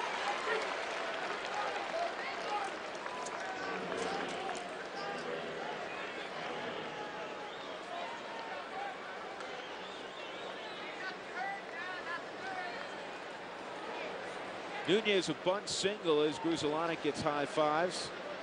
He's 1 for 2. And he'll try to bunt again. And nowhere to throw the baseball. He's 2 for 3. Utilizing the bunt. Well, One up the third base line. Now he goes up the first base line.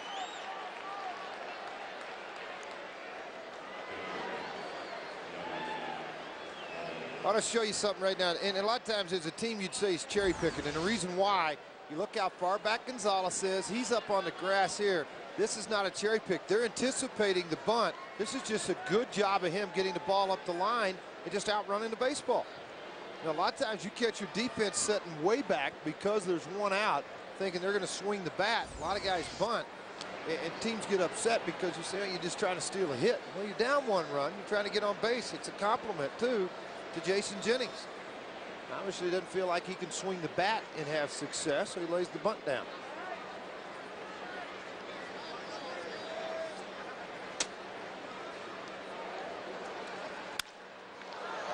Should be 2. There's 1. Barnes on the first. Hey, who went down there in Spartanburg at the Methodist College? Mookie Wilson, a former Met. How could you, Mr. Met, not know that? You're going to get buried. I'm kicking dirt on you, and I'm not putting flowers with it, pal. 2-1, Colorado. 2-1, not 2-0, 2-1. The Rockies leading the Cardinals. Bottom of the 6th inning. Dustin Moore coming up. Long home run, his last at bat. Let's learn a little bit more about the native of Hattiesburg, Mississippi.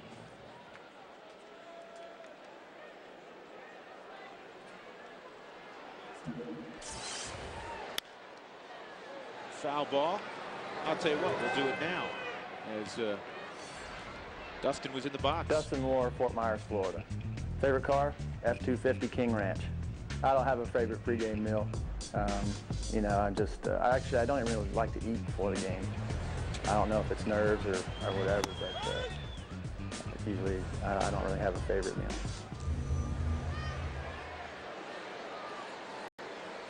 By the way, partner. Yes. Hold on a minute. Strike 3, Moore knew it. You owe Spartanburg, out of Spartanburg, South Carolina, which we do get emails during the game from Spartanburg. We do. I owe him a big apology. And he said there couldn't ever be another baseball player from Spartanburg Methodist College. I said, what is the likelihood? I no, didn't say don't start backtracking. I've already seen one announcer do that this year. You're not exaggerating. You're exaggerating a little bit. I just said, what's the likelihood? There's been 9. I'm out of that school. Shocked by that. I didn't realize that. Evidently, a lot of scouts hang out at Spartanburg Methodist College. It's either that or they couldn't get in anywhere else. They went there and played. How about that? 9 guys. Dwight Smith of the Braves, A.J. Madden, Jerry Martin, Jeff McNeely, Glenn Sutko. Down the left field line for Todd Green.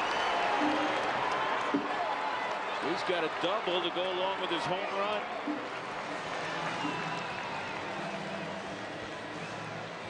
Guarantee he had vengeance in that at bat too. You know it because of the error on the ball that went wide to second. The error loses a shutout. Went back up, smoked it down the left field line.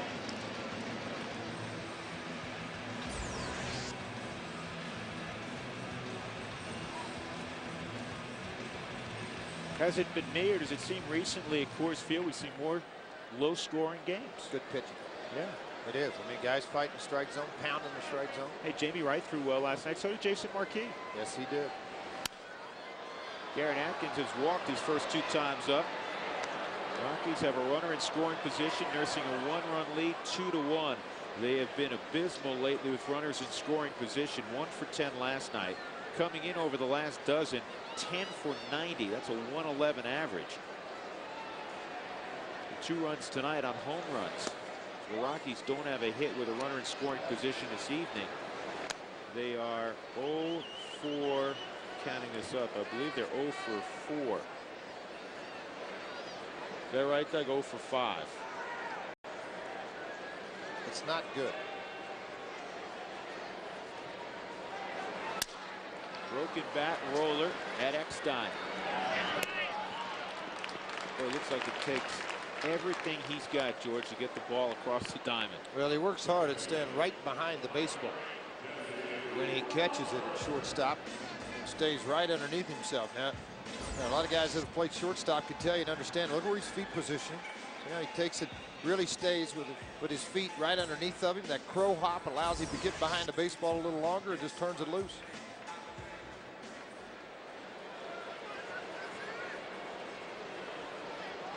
Relaford up there. Desi 1 for 2.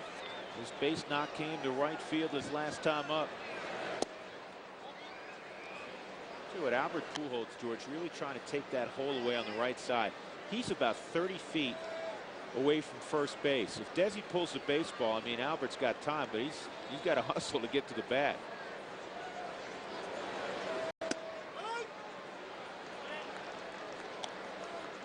Jose Akendo works with the infielders for the St. Louis Cardinals.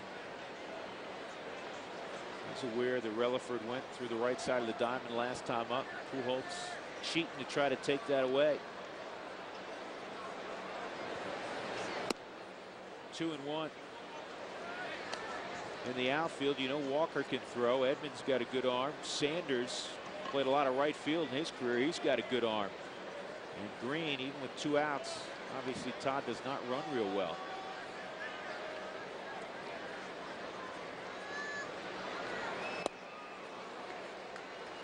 Two and 2.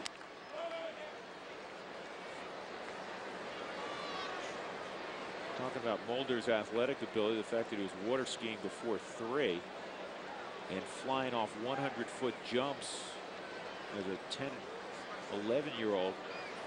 Now wait a minute. He's got a handicap of 3. Wait, so you said right on water skis he's going off a 100-foot jump? Uh-huh. That's a big ramp in a lake.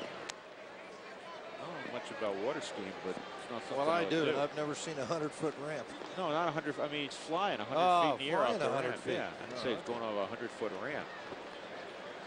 It scared me a little bit there. Did I say 100-foot ramp? The first time through. Well, I didn't mean that. That's why it caught my eye, because I grew up on Table Rock Lake in Branson, Missouri. Did you water ski? I did. Did you ever go off a jump? Jumped off of bridges, but I wasn't about to go one of those jumps. You jumped off how high? I don't know, 80, 90 feet. See, you know what? That explains a lot of things. Why?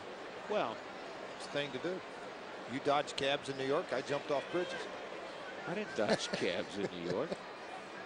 That's how you became a good fullback. That's how you learned your moves. Put a helmet on, shoulder pads. Desi checked his swing, but it's a called 3rd strike. So the Rockies again failed to get the clutch hit. They lead it 2-1 as we. Coors Light game reset, 4th inning. Mark Mulder had a shutout till Dustin Moore took off a couple of tree limbs. And then right behind him, Todd Green to right center, his 5th home run of the year. The Rockies led it 2-0. St. Louis finally got on the board after an error that allowed Reggie Sanders to go to 3rd base. An RBI ground out by Grizzolani.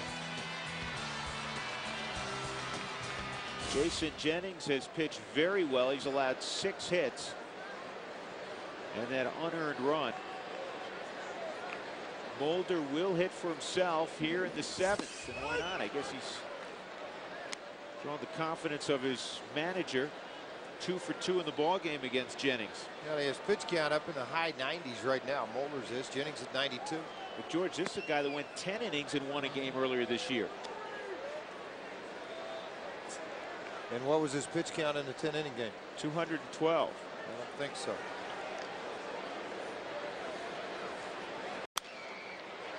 Pitch count in that ball game, George, the one where he went 10 innings. He beat Houston 1-0 on April 23rd. Roger Clemens. And they don't list his pitch count. We're going to have to, they don't list it in the notes. We'll have to look it up.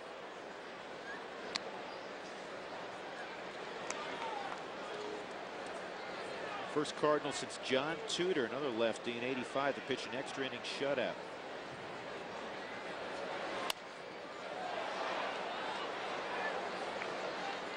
John Tudor. John Tudor with change speeds. Good pitcher. Boston Red Sox. Came up through their farm system.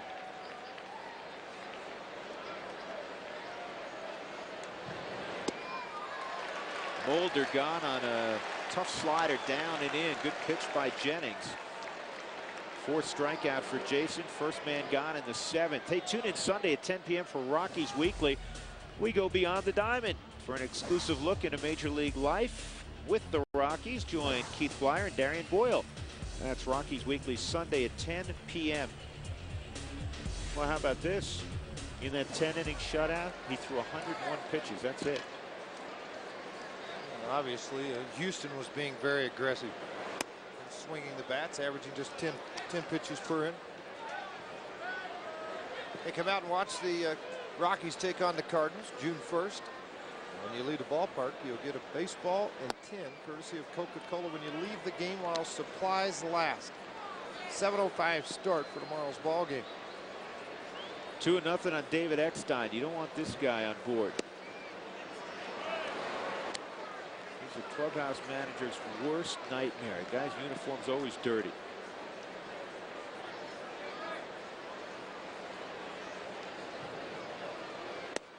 Ball 4. So Eckstein aboard. We go back to our email bag.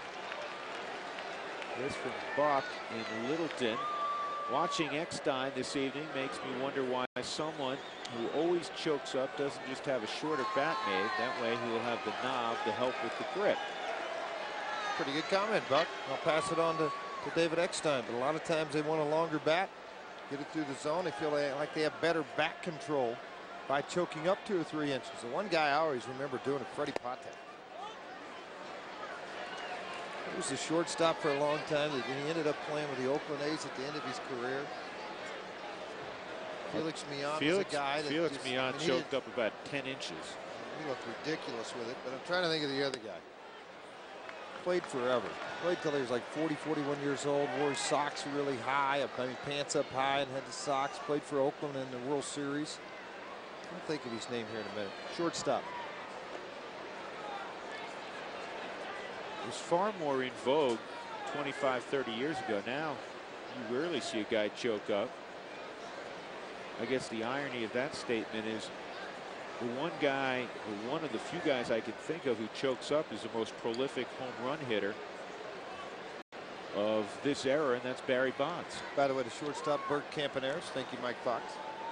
Campy Campaneris. Walker, and now it's 3-0. And Rockies have action going in the bullpen.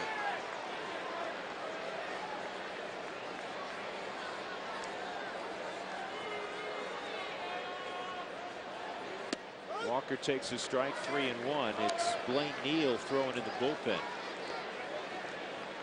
Matt Anderson threw 2/3 of an inning last night, an inning and a third the previous night in AAA Colorado Springs. He's going back to back. Clint, one of the things he does not like to do is go a lot of back-to-back ball game. Gonzalez jumps, fires for one, back to first, double play. Well done by Luis Gonzalez. 3-6-3 on the turn. It remains 2 for the Rockies, 1 for the Cardinals. Stretch time at Coors Field.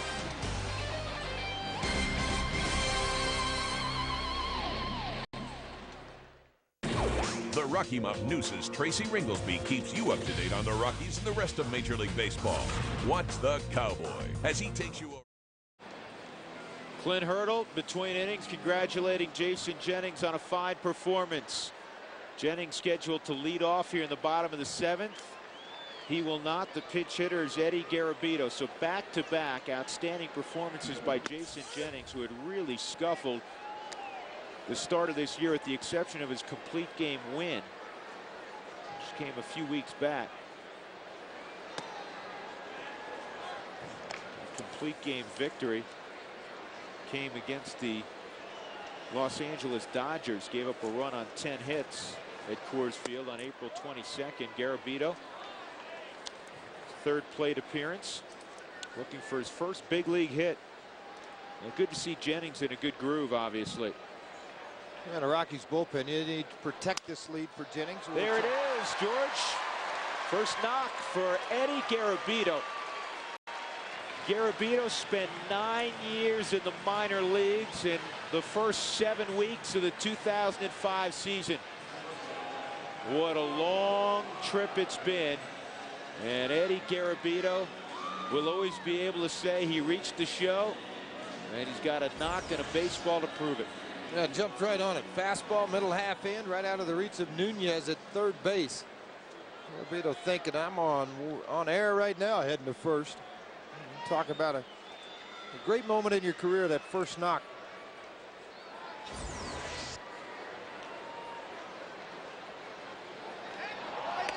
And this may be a more forgettable moment in his career. He just got picked off by Mulder.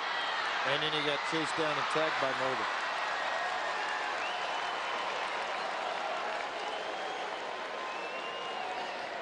The good and the bad all in one sequence. So I was a little aggressive when I got on the base pass. I was thinking about the base hit thing. And it happened pretty quick. A throw from Pujols to Eckstein to Mulder, and he says, I'll just take care of it myself.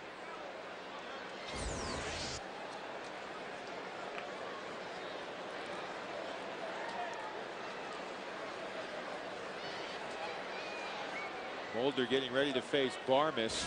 Well, we have a moment. The year that was. We like to do this on Tuesday nights. All right, which year did the following occur? Padres ace Gaylord Perry, first pitcher, wins Cy Young in both leagues. Pete Rose signs a free agent with the Phillies for a little more than $3 million. And George Frazier makes his major league debut with St. Louis. Now, George, assuming you remember the year, please don't share it just yet.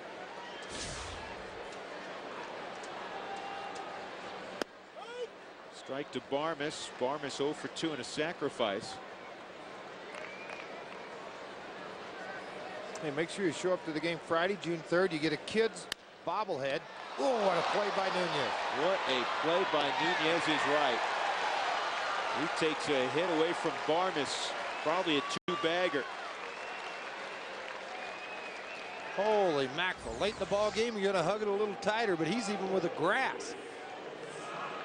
You have no idea the reactions it takes to catch that baseball and get back to your feet and make the throw to first. You know, this is all part of it when you see your average sink a little bit, as Barmes has the last week or so. You have guys stealing hits from you when you do hit it on the button. 2 outs, nothing cooking. Luis Gonzalez 0 for 3. By the way, we talked about that. It's the kid's bobblehead toothbrush holder from Comfort Dental. That's Friday. The Reds are in town. 7:05 start for that ball game.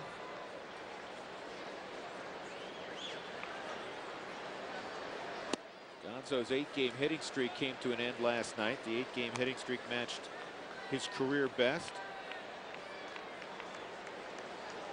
He's hit .340 over his last 16 ball games.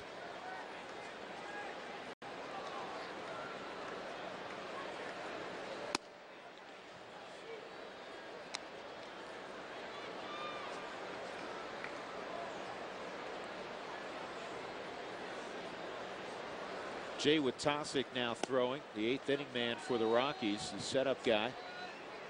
Blaine Neal has taken a seat once Jennings got through that 7th inning.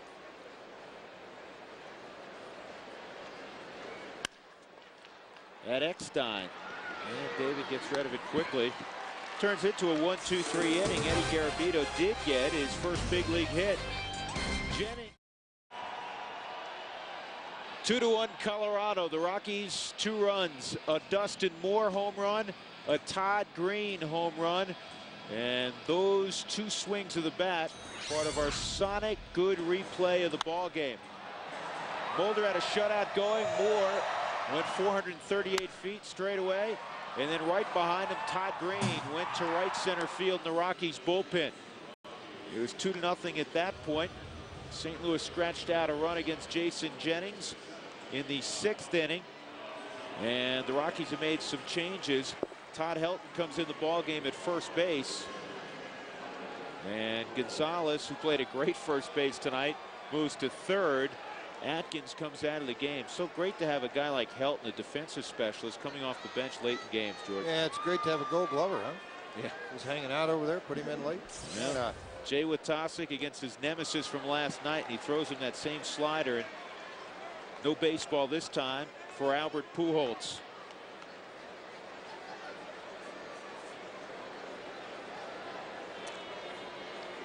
Jay's scoreless stretch came to a close last night, but he ought to still have an abundance of confidence. I thought he pitched very well against Albert Pujols. George, break this pitch down again. It's 1-2.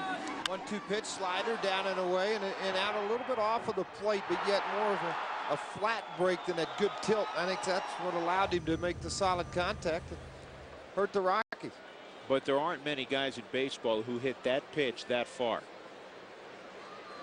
1-1, and this is chopped to Barmes. Pujols has some leg issues and does not run particularly well right now, so he's an easy out. He's had a problem with plantar fascia in his foot. He had off-season surgery. It is somewhat better this year, he was saying yesterday. 1 out. Jim Edmonds comes up.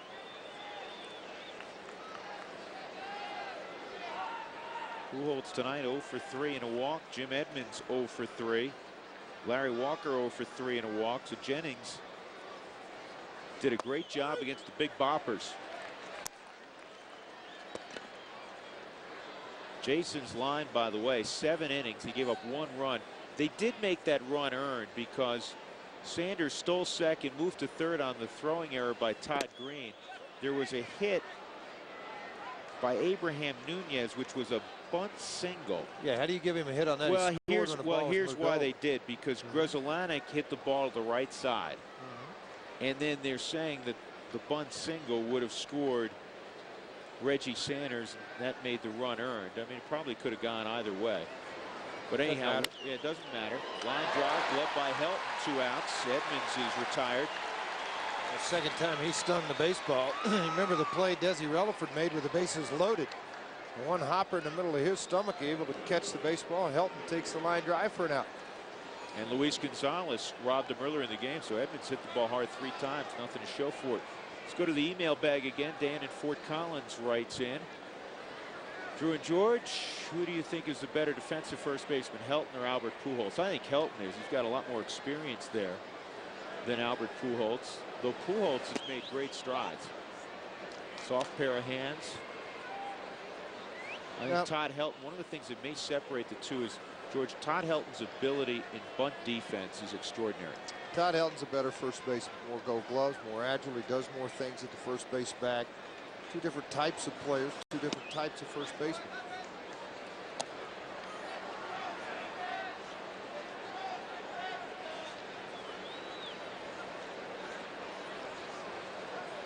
Two 2-0 on Reggie Sanders.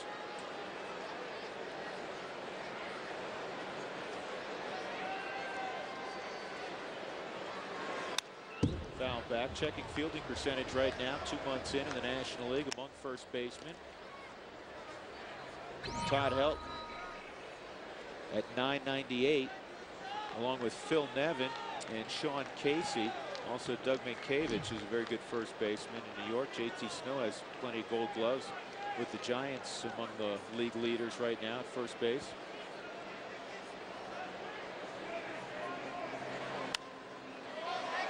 Popped up, foul ground, help. Does not have a play. Don't forget film day at the ballpark. This is great. Fuji King Supers photo day, Saturday, June 4th from 3:30 to 4:30. Bring your camera, take pictures of your favorite Rockies players. The entrance will be at gates A and D. Starts at 3:30. The action against the Reds starts at 6:05. Tickets available at the Coors Field ticket office, the dugout stores, King Supers, 1-800-388-ROCK, or just go online with the Colorado Rockies.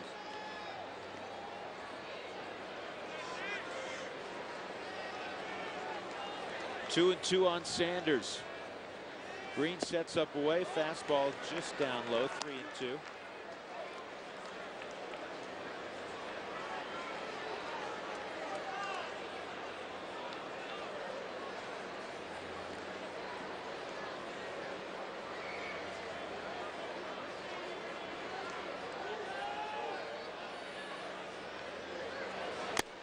See you later. 92-mile-an-hour heat on the edge. Jay Witosick with a 1-2-3 eighth inning. It's 2-1 Colorado. See if the Rockies can tack on here against Mark Mulder, still out there in the bottom of the eighth inning. 2-1 ball game. Mulder has tossed 110 pitches. He's been good. Jennings was good. Witosick outstanding in the eighth. Matt Holliday, Preston Wilson, Dustin Moore.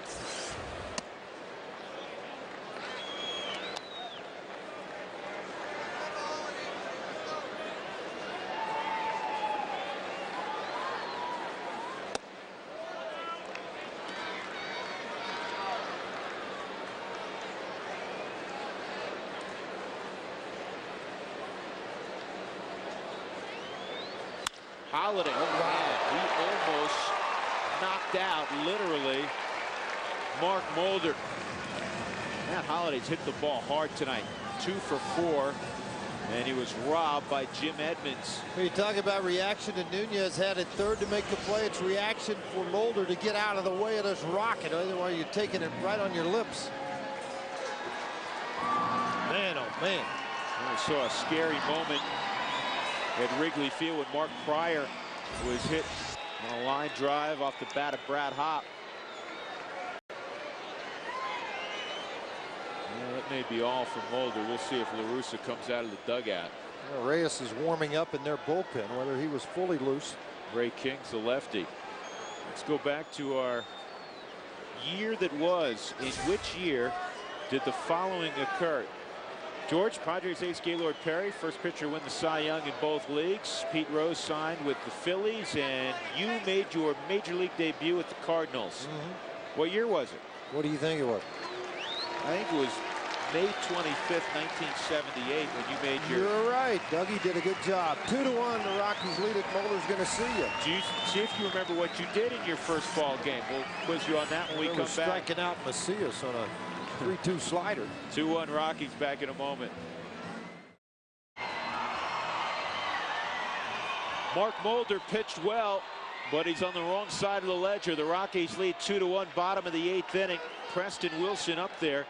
Matt Holliday, a clean line single to center field at first, and Matt already has a stolen base, his 6th in the game.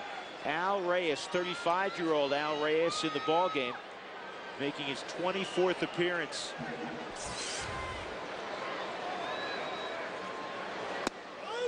And he gets a strike on an off-speed delivery to Preston Wilson.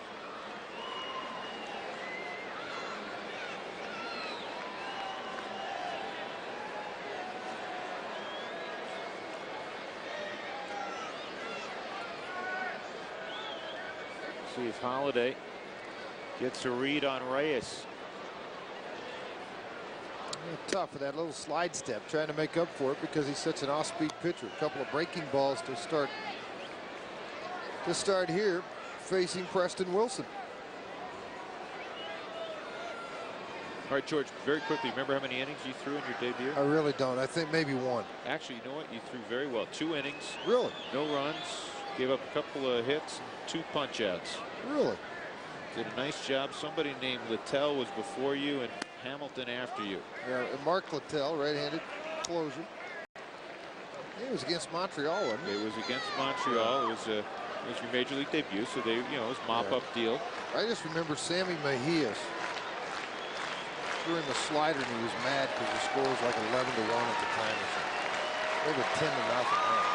It was a bad game for the Redbirds, I know that. But it was one of the proudest moments. My dad took me to the ballpark, so that was a lot of fun. You know what's wild? Do you remember who was behind the plate? Umpiring? Yeah. One of these guys out here, Rick Reed? Joe West. Oh, grumpy. He's grumpy, too. Doug, you know how to find a lot of things. 3-1 on Wilson. Greg, thanks. Greg Harton, who runs the boards for us in the truck. Line drive, center field, base hit. Holiday waited to make sure that Grizzolana could not get to it. Basically identical singles, line shots right up the middle by both Holiday and Wilson. First and second, nobody out for Dustin Moore, who owns a home run in this game.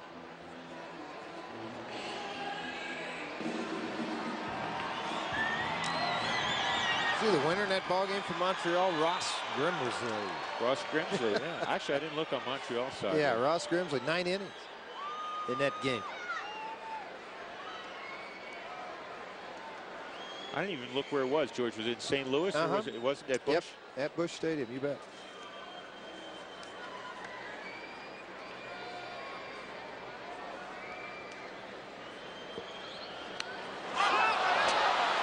Second time in the ball game the Rockies have bunted the ball in the air.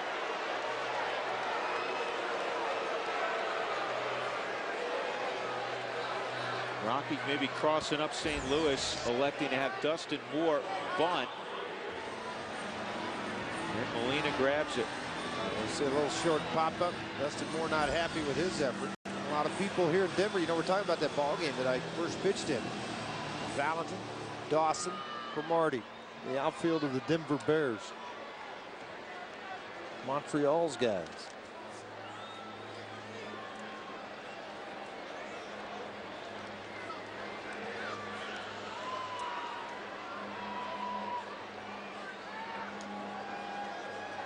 See if Green can pick up more. Slider on the outside corner for a strike. Todd Green, home run opposite field. Came in the fourth inning against Mulder, his 5th of the season.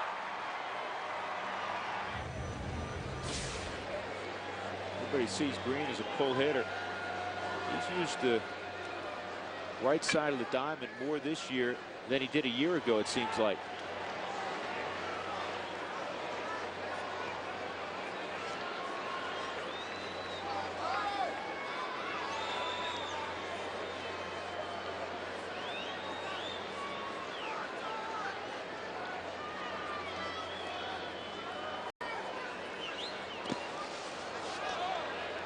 Holiday bounced toward third for a moment. Molina kept it around. I asked Yadier today, I said, how often do you talk to your brothers? And he said, I talk to them a couple times a week, but it's tough because they're on the West Coast typically, and we're at least 2 time zones away. So they're playing. I'm getting ready to go to bed. He said, but not only do I read about it in the paper, he said, but usually before I can get to the newspaper the next day, Mom calls. What did you do? Yeah, you mentioned direction of hits for Todd Green. Now 1 home run to right. That was his 5th hit to right field this year. Out of 23.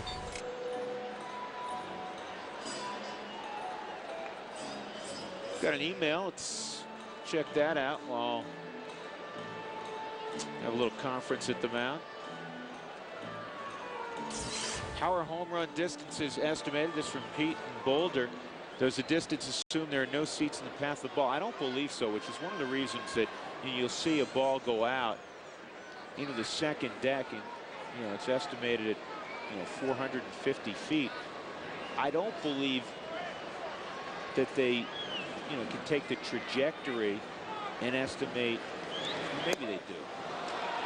I'm being told now by the truck that they do. I mean, it's computerized. They do, but to me, George, I mean, you see the high fly ball, and it could be descending. We've also seen some balls that are seemingly still rising when they leave the ballpark and maybe hit the facade of the second deck, and you know that's a different trajectory. It's obviously an inexact science. How about that non-answer, Peter, to your question? 1 and 2. Well, Green on a slider does not get it. Reyes has the second out. We'll see if Reyes is allowed to pitch now to Todd Helton. He will not be. Well, maybe not. Let's see. I mean, they have 3 lefties down there. This is Dave Duncan. We'll see. LaRussa sometimes allows Duncan to make pitching changes, and he'll go to one of his left-handers. Ray King was warming up, and it will be Ray King. Ray King against Todd Helton when we come back. The Rockies lead it 2-1. All right, Rockies hanging on to a 2-1 lead. Tim Ring outside the Rockies clubhouse. When you have a vantage point like this, guys, you can see some stuff going on. Let me tell you that. Eddie Garabito, you mentioned, longtime minor leaguer, got his first base hit. You certainly want to keep that ball. The Cardinals obliged. They threw it back into the Rockies dugout. Brad Haupt was the man who hung on to the baseball. But here's where the shenanigans began. Haupt then hid the real ball. Luis Gonzalez and a few others then grabbed a fake ball, scribbled graffiti, nonsense, gibberish all over the ball, gave it to Garabito and said, hey, here's your first major league hit. And Garabito wasn't happy about whatever it is they wrote on that ball. I'm sure it's not for TV viewing. After a few disgusting words by Garabito, the Rockies finally said, Eddie, we got your real ball right here, and it's clean. Don't worry about it, buddy. Hey, George, a clubhouse without practical jokes is a clubhouse that's not alive. You are 100% correct. It's the oldest trick in the book, but it always works. Yeah, they always fall for it. That's all right, why they're rookies. Yeah, all right, here we go. Todd Helton against Ray King, 3 for 11 in his career against King. King, one of the better left-handed setup men in the National League. He had a terrific year last season. 5 holes on the year, 12 2/3, 6 strikeouts, but he does have 8 walks. Low slider called to go strike by Rick Reed. There's the overall numbers, 3.55 earned run average. We mentioned 24th appearance. Last year, King had a 2.61 ERA, 5-2 record.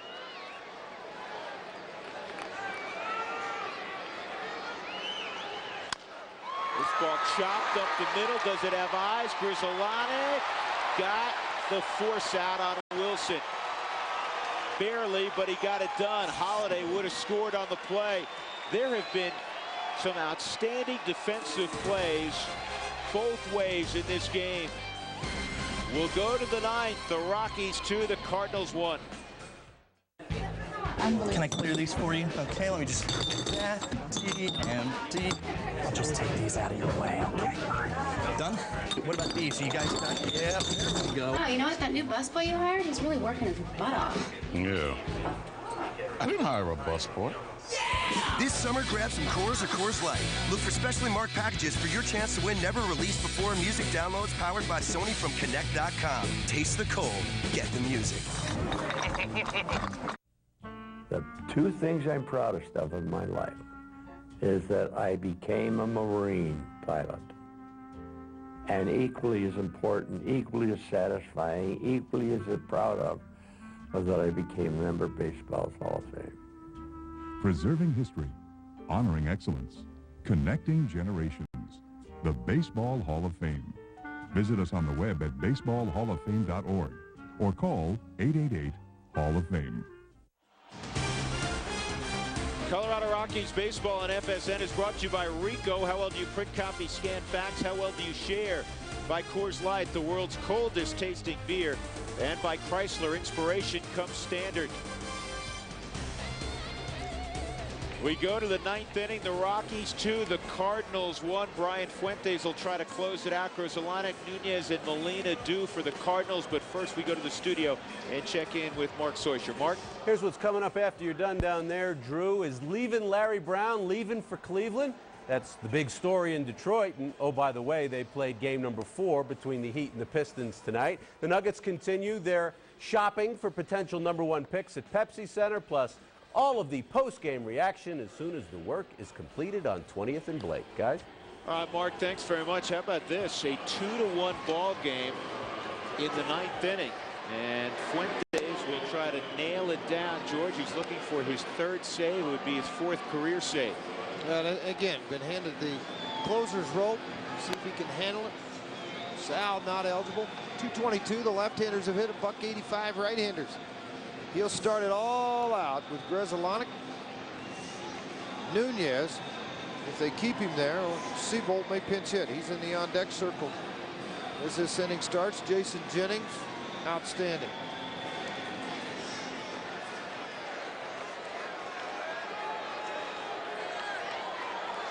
Here we go. Grzelcyk 1 for 3 in the ball game. And Fuentes has the first pitch in there for a strike.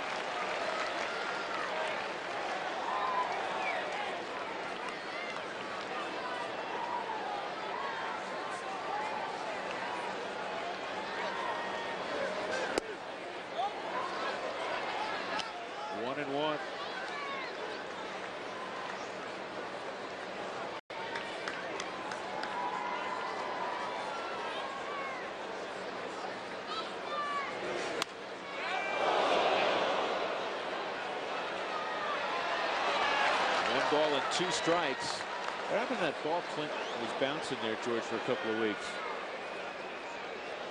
To keep calm in the dugout. Yeah, they give him a new one every day. Put that thing away for a while.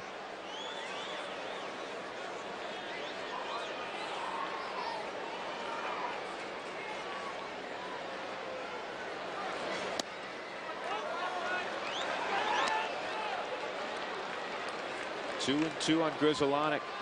Rockies 4 and 8 in 1-run games this year. St. Louis 11 and 8, and an impressive 7 and 2 on the road. Fuentes trying to save it for Jennings, and that has eyes up the middle. Grzelcyk aboard with decent wheels. He just hit it in the right spot. Didn't hit it hard. Let's take a look at our Bank One game summary.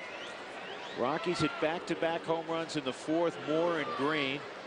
St. Louis scratched out a run in the 6th. That's it offensively. The Rockies in the game 0 for 10 with runners in scoring position. So that ugly trend continues this evening. You hope it doesn't come back and haunt them. There's the bunt, and this could be a huge problem. It will. Well, no, they'll get the force out. Well, for a second, it was going to be a huge problem, but Helton scrambled and realized Grzelcyk had to wait to make sure the ball wasn't caught. Well, the other thing, too, was that Helton had thoughts of going back to the bag and allowing Fuentes to get it. Then he saw Relaford come out of the backside to the bag at first base. This ball gets away from him. I don't know what Grzelcyk, it was on the ground. He hesitated to run. I don't know why. The only thing I could assume, George, he felt like the ball may be caught. Yeah, but he froze after it was on the ground, not while it was in air. Well, for a veteran guy who's a good base runner, that was a mistake. Molina. He's hit into a double play in this ball game.